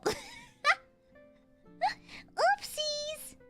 Oopsie poopsie. Look, he's a dragonborn. Of course he has horns. Y'all need to keep your freak levels down a little bit. I'm gonna burp. Excuse me. Yeah, none of that. Okay, I'm gonna hide him. Jesus Christ! Well, he has long hair. His hair's tied into a braid. Yeah. Yeah. It's like his hair's tied into a braid and it comes to a noose at the bottom. Yeah. There's like a noose. Yeah. And fun fact, he's actually one of the very few characters who actually will not initiate combat or will not respond to combat because it's like if my players challenged him or try to fight him, because he only kills under the states, he actually refuses to participate in combat and will try to disengage immediately. And so he has really fun mechanics. It's like he's really strong if you have a mark on you. If the state has ordered him to kill you, then he'll do his job. But like he actually does not take part in much combat at all. He has to be like assigned to it. Yeah. Yeah, he only... It's because he's an executioner. He only kills according to the state. Yeah, it's fun. Hi, Silboy, hi. Welcome back to the main... Look at the... Okay, I love Sil's pathetic little profile picture. Look how pathetic and tiny. Aw, little baby. Pathetic little baby. You know what's another dangerous story? An Aiadmirer being left alone. So bullyable and vulnerable. I know. Aiadmirers are so defenseless. So vulnerable and bullyable that I have to protect them, you know? Yeah. Welcome back, Sil. Welcome back. Good to see you again. Welcome back. You are never alone. You are alone a little bit, you know? If Aiadmirers are left alone, they will simply... They will simply just like self-destruct. Yeah. They are bullyable. Aiadmirers are extremely bullyable, okay? Yeah. If they're left alone for too long, they simply self-destruct. Yeah, they're little babbies. Like Ermac. Not Mortal Kombat. Okay, but Ermac is kind of cool, though. Ermac is a really cool concept. I like Ermac. I have so many electronic stories of capacitors blowing up on my face. Out sparks really close to hands. It's kind of insane how... Jesus Christ, Axe. First thing, you're a nerd. A math nerd, no less. And now you're gonna electrocute yourself? Bro. Oh, listen, Giamami, I have a policy of thinking every supa and reading them properly. And so, when I thought that my YouTube was malfunctioning, I felt like I felt bad. I felt guilty, okay? Yes, kitty cat. I felt bad. Alright? My favorite Mortal Kombat characters are probably Noob, Melina, Cabal, and Ermac, probably. Yeah. The rotund one has appeared. Hello, rotund one. Yes, chubby boy. Oh lord, he's circular. Oh lord, he's spherical. Yeah. Okay? I just feel bad. And so when I thought that the Aiadmirers were not getting their super chats, but I felt bad. Kung Lao's a classic. Yeah, he's spherical. Yeah. Don't bully me. I might fart then, Lunaria. Do it then, coward. Do it then, coward. Fine. Do it, coward. Yes, what is it, Bubby Boy? What is it, Bubby Boy? He's being a baby right now. He's being a baby. Yeah, defensive farting. Kind of like, I feel like when it's like, well, you know how squids will ink themselves? Aiadmirers just fart themselves, you know? Yeah, yeah. You see, since they bad a little shut up. Baba Boy, thank you for the super. I'm sorry that went way further than I thought. No, it's okay, Baba Boy, it's okay. I'm kind of a weenie, and I have a very hard and fast policy of just like, if you super chat anything, I will read it. Every super chat will be read. Because it's like, y'all don't have to send nothing. Okay? Y'all don't have to send nothing. And so, if you do make the active decision to donate and support the Gooby financially, I have to, it's just in good practice. It's polite and the right thing to do to thank you properly. And so I just got worried when I thought YouTube was eating up the messages. I'm like, oh no, I'm not thanking you properly. Oh no. Yeah, unless the super chat is a lie, then I will disown it.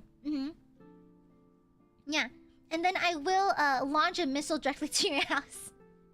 I will send my snipers directly to your door. So, yeah. I will summon my powers to destroy you and your family and your loved ones, and they'll suck up all your blood through a bendy straw. You know? Naturally. Naturally. Except all according to Keikaku. Yeah. It's very work. Thank you! I do have that effect on people. Fear, that is. Yeah. We love the Gooby. I love languages money. No, it's no. I deny it. I deny it. No. Your love what? Why can't your love language be infinite praise? Why does it have to be money? Why can't it be like, oh, Goob, you are so cool and charismatic. I think you're just the coolest ever. Your charisma is overflowing. Your mind is so powerful and sharp and witty. You know? Why can't we just do that, you know? Because we try to... Well, it's because I can tell you're lying! No, there's people on earth that fear me. There's lots of people that fear me. I'm very powerful, you know. Viviko, thank you for the super. Why so mean? Suffer. I like to watch you suffer, that's why. Okay? You can't... No. It's cool. It's cool. The proper praise is, Aya, you're so cool and charismatic. Your brain is so large and wrinkled and veiny and throbbing with ideas. Yeah. No, wrong kind of praise. No, not cute. Cool. I'm charismatic and cool. I've got bitches. Many bitches. They're pregnant, by the way. Okay? No, because you're saying the wrong compliments. You're saying lies. Not cute. Cool. Jill, let me thank you for the super. Envío supas solo para escuchar a esta bajita mona decir que el cajón de hierro está entreabierto. Oh god, okay. Envío? It's a past tense of a certain word. ¿Cómo se dice envío en inglés? Envío. Is it enviar? Is that the I send? Okay. I send supas only to listen, only to hear this cute little, this small cute Bajita, I know it means small. Mona, I think it means cute, right? This small cute say that the say that okay. To say that I my brain thinking to listen to this cute but I know bajita is like means like something that is small. Mon I think means cute. Decir means to say. Al cajón. ¿Cómo se dice al cajón en inglés? ¿Cómo se dice al cajón? Al cajón de hierro. De hierro. Is that like a metal? Isn't like okay, a drawer? Okay, that the drawer de hierro. That means metal drawer, right? It's like a metal one. It doesn't mean metal.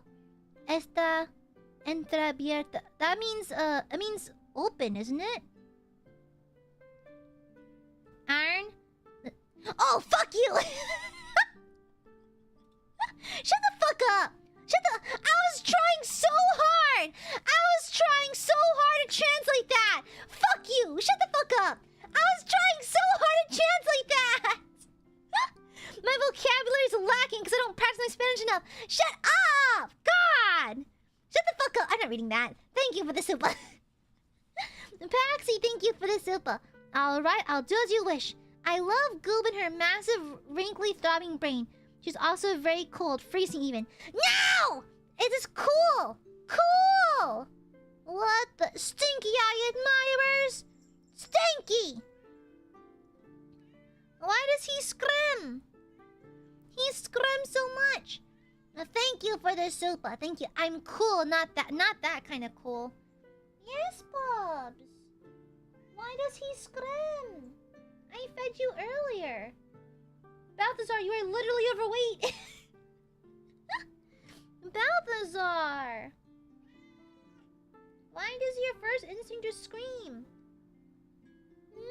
I fed you earlier. You had din-din, you had your treats, you had your canned food that you like, I gave you some pate. You've had plenty, big boy.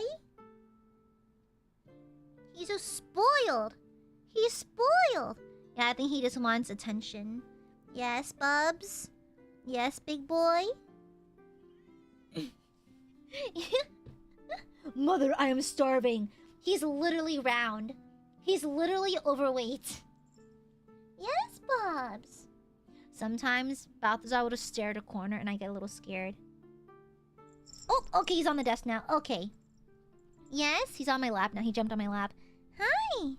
Hi, baby. You can't hop on the desk. I have things on it right now. Jim, let me thank you for this, Supa. No se preocupe. Aya. Mesmo se... Ew. Utilizar idioma diferente y gaveta de ferro continua entreabierta. Is this in fucking Portuguese? Is this Portuguese? Oh, sorry, he rubbed into the microphone. Balthazar, can you not do that? Yes, baby. Sorry, he's rubbing on the microphone. Sorry. sorry about that. Sorry. Balthazar, you're not on the... No, not the table, honey. Not the table. I have things on the table right now. Not that, honey. You can sit in my lap, not on the table. Oh, okay. It's the same thing but in Portuguese. Shut up. Thank you, Gia Mummy. Yes, Balthazar. Yes, I know. Yeah. No. Not the table, baby. Not the table. No. Yes?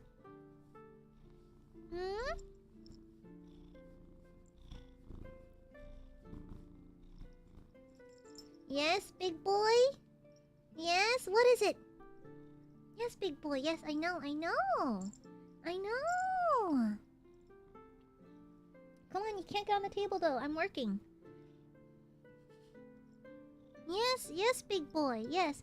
He just like leaped onto my lap. Hi, Paragon. I'm being bugged by my cat son right now. No, no, no, no, no, no, no, no, big boy. No, no, no, no, not the table, not the table, not the table. Balthazar, please behave. Please stop. Please behave. Please behave. Be a good boy. Be a good boy. Here, you got some. You got an eye boogie. Mommy's trying to help. Mommy's trying to help. You have an eye booger. Let me get it for you. There. Was that so hard? Yeah. Sorry. I need to. Okay. Come on, Bubs. Off. Come on. Come on. Mommy's working. Mommy's working. Thank you. Okay. Sorry about that. Yes, I know, Balthazar. Wait for Mama, okay? I'll play later. Thank you. Hey, sorry. I have like some press-on nails on the table. I'm measuring them as I'm talking, and I don't want him to mess up the order. So, no, not the table. He's not on the table. Now there's things on it. Okay. Yeah, Balthazar is very demanding and whiny. Okay, just like the Aiadmirers, always whining, always demanding things. Yeah, he's very clingy. He is very clingy. I think he knows because I tend to do a lot of house chores before I have to go to work. And I did a lot of house chores before stream started, too. And so I think he knows I'm going to be at the office all day tomorrow, so he's going to be very clingy. He hates it when I go to the office. He hates it.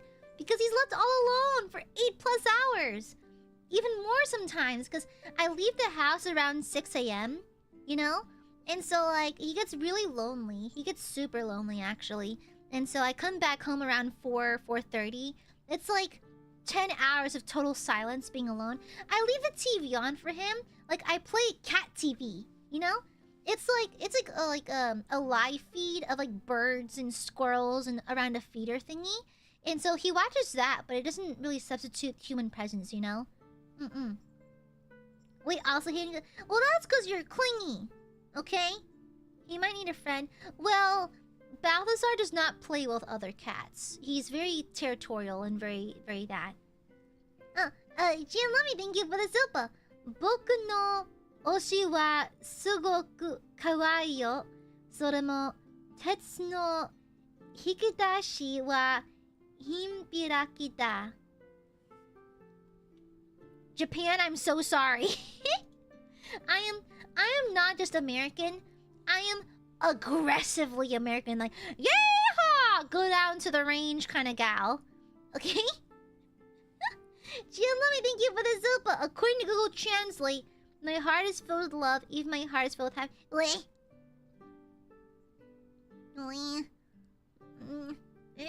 Jim, let me thank you for the super. Thank you. Oh, let me do it the 50% off kind of way. Boku no oshi wa sugoku kawaii yo. Sore mo tetsu no hikidashi wa hanbiraki da. Wait, let me do this Bork. Let me do Bork. Let me do Bork. Boku no oshi wa sugoku kawaii yo. Sore mo tetsu no hikidashi wa hanbiraki da. There it is.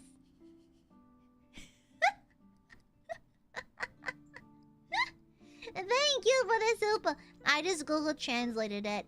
Very cool. Thank you for the super cat robot. No, I don't want robot cats. Robots are evil. They're going to take over the world.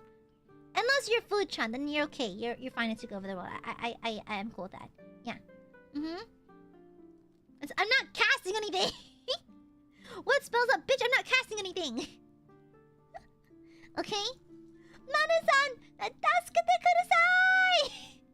Oh, my manager's back online. Oh, yesterday was their day off. Oh, Mana-san's back online. Mana-san can't save you now, guys, okay? It's too late, okay? Mana-san can't save you. Yeah. Mana-san can't save you. It's way too late. You're slotted to die any moment now. Okay?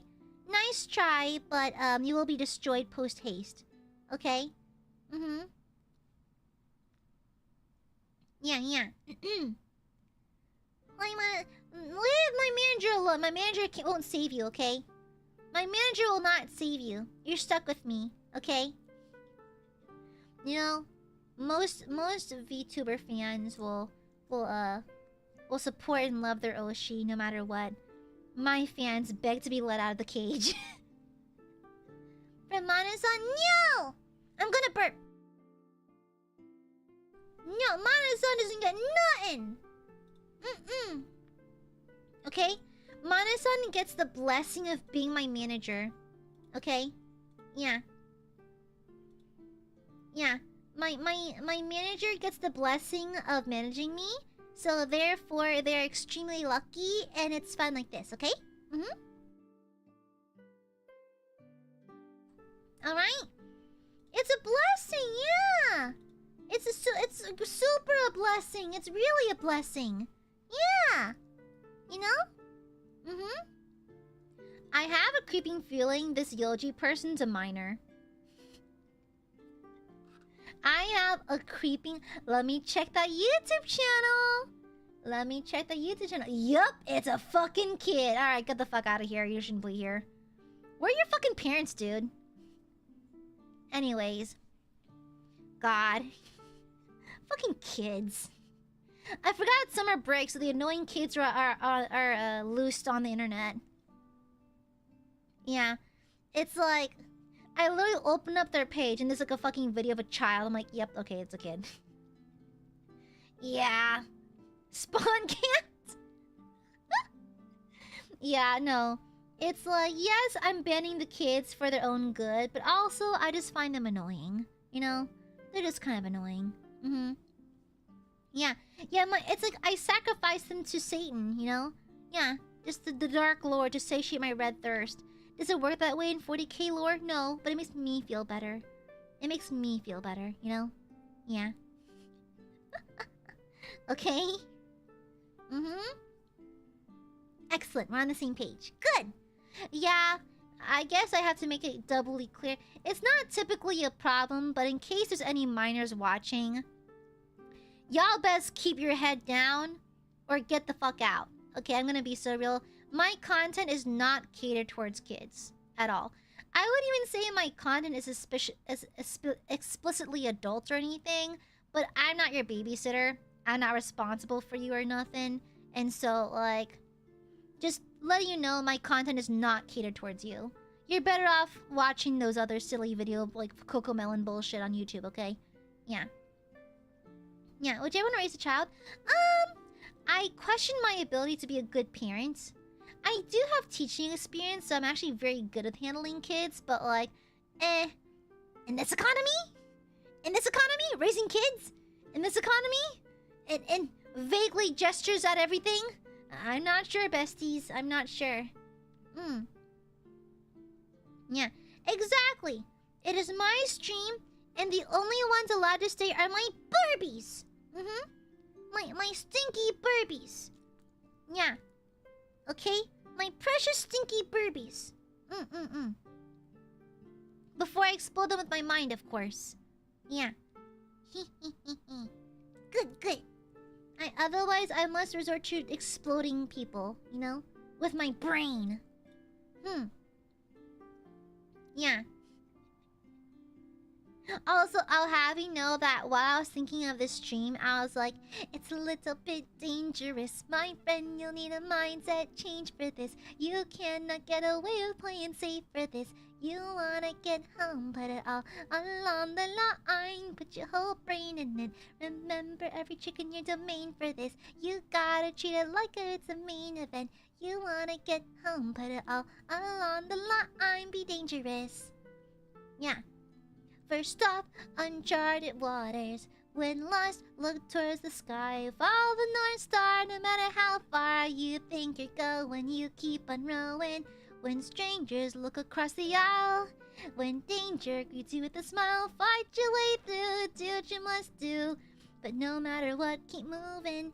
It'll be a bit dangerous. My friend, you'll need a mindset change for this. You cannot get away with playing safe for this. It's my... I think that and, there are other ways are my two favorite songs. Yeah. Okay? Yeah. I could pretend to be an 18-year-old DNR when I was 13 years old. Exactly! Exactly. Yeah, I like other ways. It's like goes on. Back at home, my wife awaits for me. She's my everything, my Penelope. And she's all my power, all my power. But it's been 12 long years, oh, 12 long years since I have seen my wife. And now the god of tides is out to end my life. So I beg you, Circe, grant us mercy and let your puppets leave. It's good, yeah. Oh, that'd be fun, Shadow, yeah! It's fun. Yeah. Let me start. Where's one? 7 magnitude. Okay, I have never experienced an earthquake before. I feel like it'd be really scary. Which happened after a Cat 5 hurricane? Jesus Christ! Well, I did live past Katrina, which just shows how fucking old I am. I did survive Katrina, so. Yeah, the party. I know, right? He's so skilled. Yeah. Jesus Christ. And not to expose my age too much, but I did survive Katrina. How old are you? Old enough to remember Katrina. Hurricane Katrina? More like Hurricane Tortilla. You saw the meteor crash too?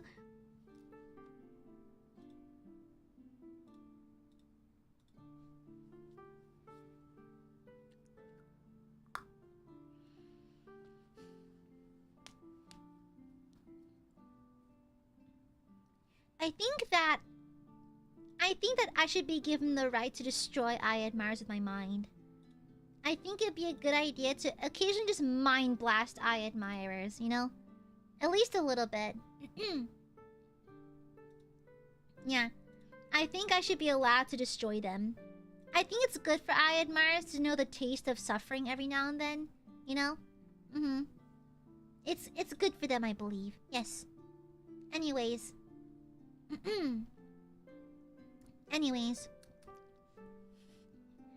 It just shut up, GM Lummy. Shut up. I'm not even that old. I'm not even, guys, I am not that old, okay? I am not even that old. How do I prove it? I know Skibbity. I know what 5 booms are. I don't know what 5 booms are. I know it's something you say when someone experiences trouble or hardship. You say 5 booms. And that's is that how you do it? like whenever someone experiences hardship, you just say 5 booms. Right? Right? Like 5 booms, and that is how you respond to heart. Yeah, like that, right? Right. Why do you have so many bike stories, Teresa? Get off the bike! It's fun. Wait, what is the difference between 5 booms and 5 big booms? Are there different booms? Are there different kind of booms? Huh? I'm looking forward to it, Shadow Soldier. I am not that old, shut up! I am not that old. Gooby is just aged like a fine wine. They're bigger. Shut the fuck up. Okay, I'm gonna be honest. What does it mean to have a face that launches 1,000 ships? Is that a bad thing? Like, are they running away from your face? Like, is a face that launched 1,000 ships, is that bad? I don't understand anything. I don't know anything. No. It's a good thing? Why? I'll be honest, I'm not very clear on Greek mythology. I had to learn it for school and I forgot about it. And then medieval Europe took over my brain. You know? Oh, she was beautiful. Ah, I see. Very cool. Thank you for the super. Howard Shakespeare's plays, Aya. Shit yourself. Thank you. Thank you. Am I? I don't know. I think Helen of Troy was so cunty and slayed so hard people don't want to war over here. Oh, thank you for explaining in terms I understand. Thank you. Ah, I'm not that pretty. I look fine, but I'm not like that pretty. I'm just a girly. That's all. Just a girly. Me and my girlies. I'm just a girly girl, and that's kind of it. Yeah. I look fine. Yeah, I look fine. I'm just the girly girl. Yeah, I think I clean up pretty good. I think without makeup, I also look fine. I'm just a person, but like, well, an angel, of course. But like, I look fine. I think the most notable physical feature about me is the fact that your face melts off upon gazing upon my face because I'm an angel, and to gaze upon an angel to look her in the eyes is very dangerous. So yeah. Then why when I look at you my heart goes aflutter? Those are called heart palpitations. Go see a doctor, you might be having a heart attack. Hi Don Maxine, hi. You know? I look fine, okay? I'm perfectly acceptable, okay? Shut up, Lunaria! Silence! Do you need me to hit you with the sexuality scrambler? The sexuality scrambler, huh? You need that right now? I'll hit you with it. I would call yourself a little 10 bad if you ever met yourself. I think it's fine. I think it's fine. I look fine.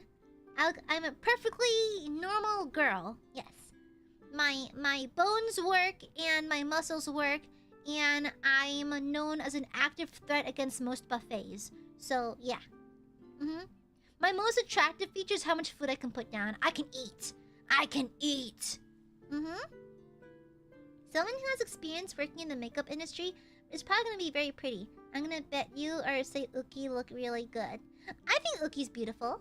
Yeah, I think Uki sent me a selfie. We exchanged selfies a while back, like years ago. And yeah, I can confirm Uki's beautiful. Uki's very pretty. Yeah. Vivicor, thank you for the super. Don't you know that danger is my friend? Thank you, Vivicor. I look fine. I look fine. Yeah, I look fine. I'm not like drop dead gorgeous. I look fine. I just look fine, you know? Yeah. I'm just fine. Weren't you a model? Well, not professional. I was just a model for indie clothing. It's like independent stuff, you know? Yeah. Okay, hand modeling is just about having a certain hand shape. That's it. It's called having pencil fingers. Like your fingers are thicker at the base and more narrow at the tip because of the way my hands happen to be shaped. Despite years of working out, they actually don't alter the shape too much. I have a few calluses though.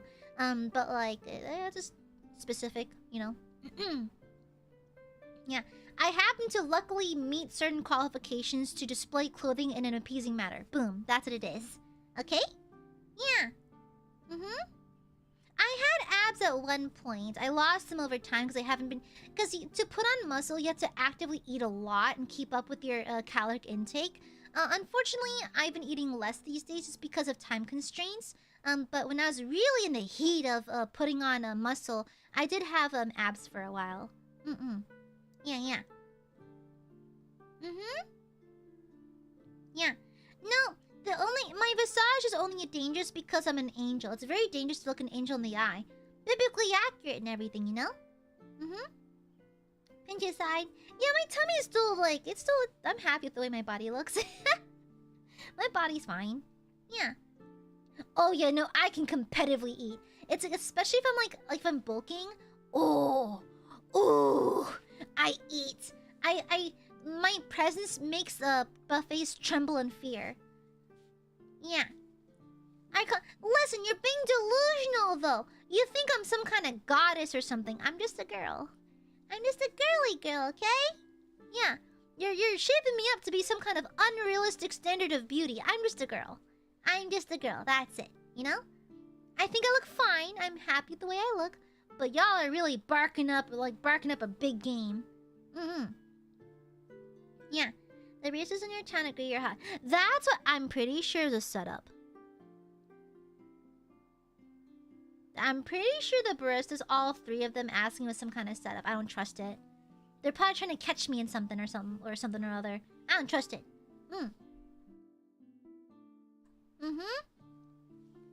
Seeing every chance to get in someone's deal. Shush, Gorky. Silence. Aren't you an angel? Yeah, I am. I'm dangerous to look at. Very dangerous to look at. We never said that. We said you're very pretty, probably. I'm very dangerous to look at. As an angel, it's very dangerous. Yeah. Yeah. Yeah, I'm pretty sure, I'm pretty sure that, like the 3 baristas at the Dutch Bros asking for a number within the same month of each other. That's too much of a coincidence. I think they planned that. I think they're trying to they're trying to just messing with me or something. I don't trust it. Yeah, I don't trust it. Saying you're hot isn't an unrealistic standard, but you also gotta try to remember we push it so much because you didn't. I'm not pretty. I just look fine. I'm a regular looking person. Yeah. Okay? Yo, talking of a big game! Gooby is just Gooby! Okay? Don't you forget it! Those are my boobies. Don't forget, Gooby is just Gooby. You're talking a big game for no reason, okay? Gooby is just Gooby. Yeah, just a Gooby. Alright? My shows again? No! No. Axe, shut the fuck up. Boob! Hey, no touching my boobies, okay? No touch the gravity welling sex mounds. Thank you. Ah! It's been 4 hours! I have to go soon! I have to go to work tomorrow. I need to cook up some din first. Then I need to go to bed. Yeah, Gooby must go! Gooby must go! No! Stinky burbies! Now you're being clingy. 4 more hours?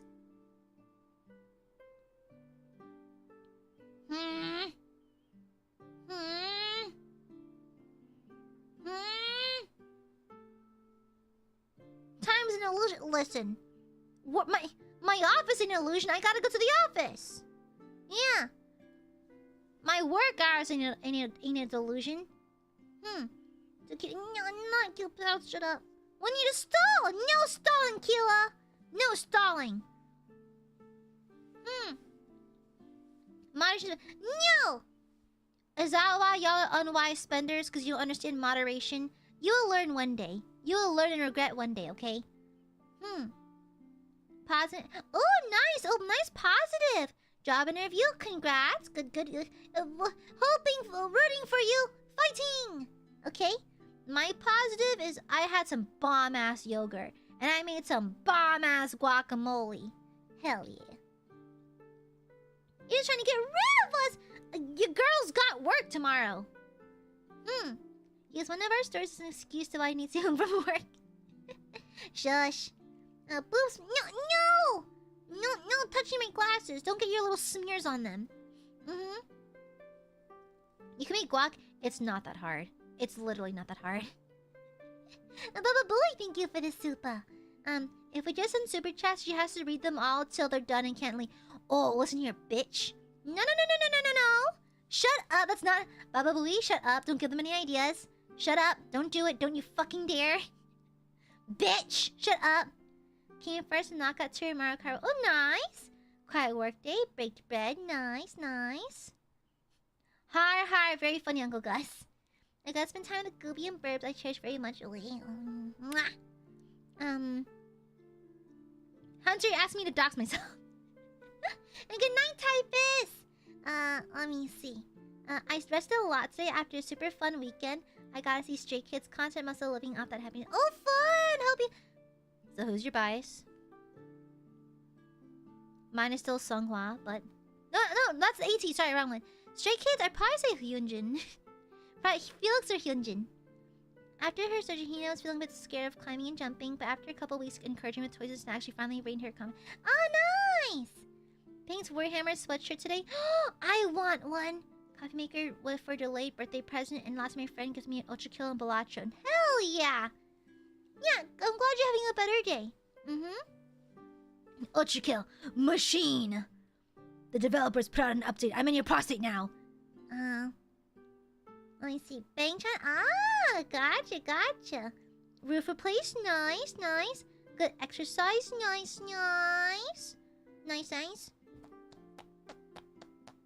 Let me add the reverb.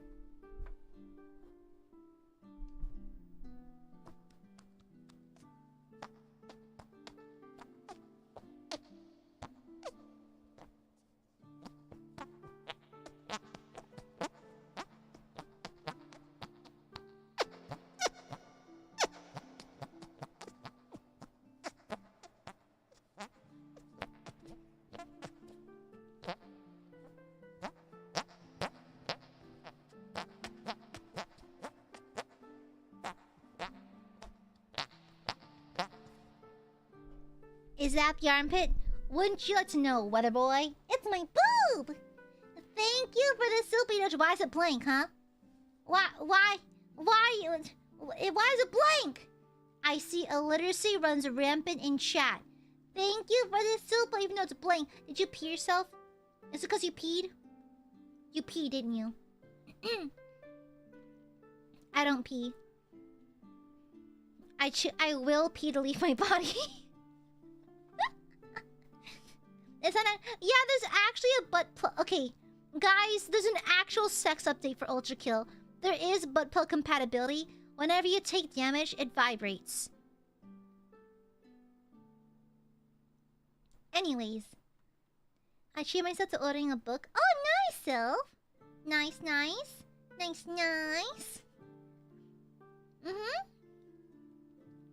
Yeah, Ultra Kill had an update where they added like a butt plug compatibility, and whenever you take damage, it vibrates.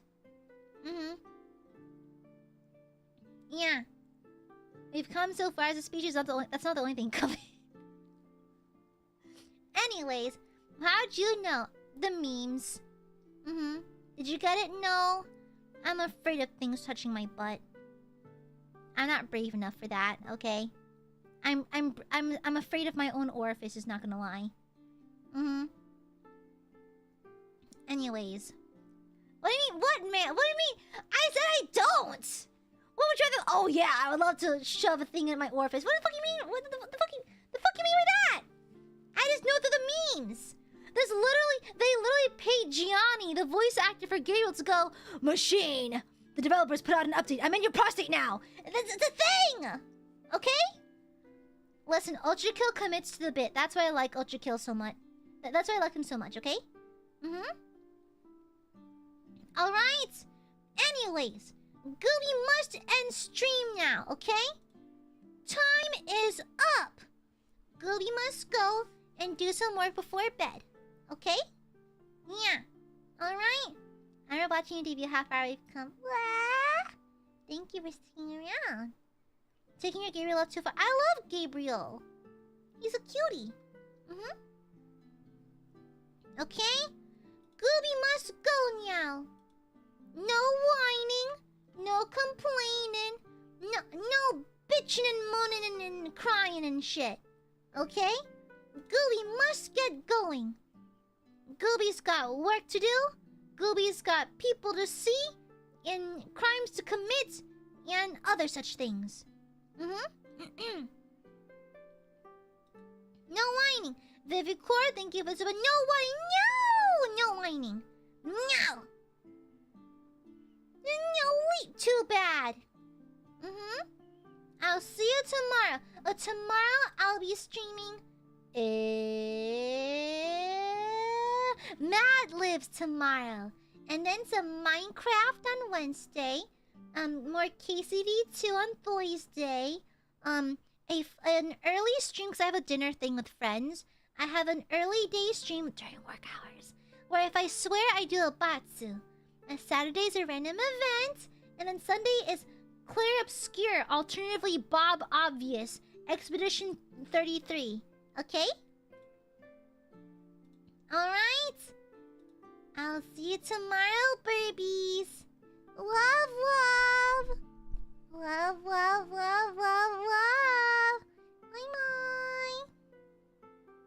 Bye-bye.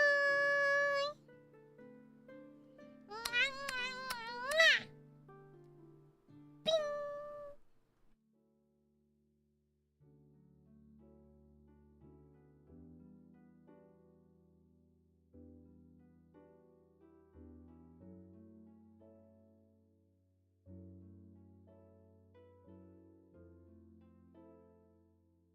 Thank you for the super baba booey. Why is it blank? What is with all these blank super chats? Can I help you?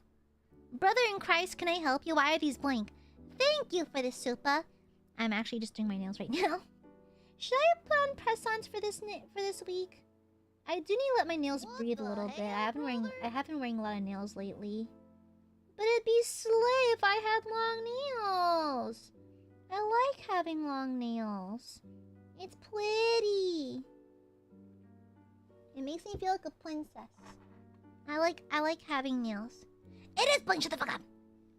Oh, stay safe, Leapin. Stay safe, okay? Stay safe. Dang it. I really wanna... What do you mean agreed? The fuck? Okay, I think y'all are fucking with me again. I think it's actually Blank.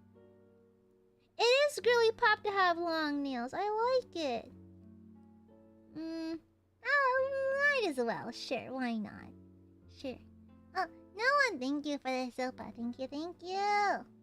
I'm just pushing back my cuticles because they grew out a little bit. And I also need to trim my nails. They all kind of grew out. Yeah. It is Blank. Thank you. Anyways, oh wait, I almost forgot. Wait, I forgot something. Hold on. I forgot. Hold on, I forgot.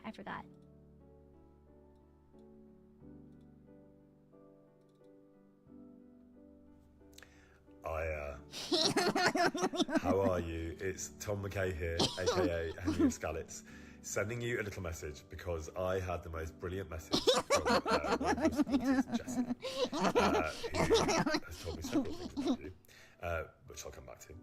But the first thing I did when I got Jessie's lovely message was I went and looked up your streams, which I have to say are absolutely brilliant.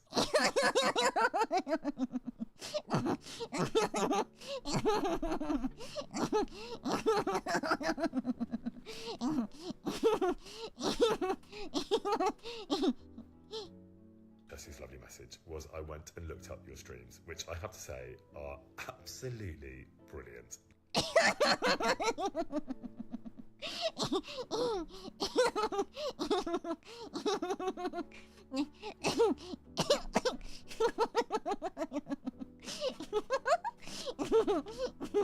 They're so free, and your humour and your intelligence behind us just means the world. So thank you for playing the game. Thank you for throwing your weight and your influence and your joy behind it.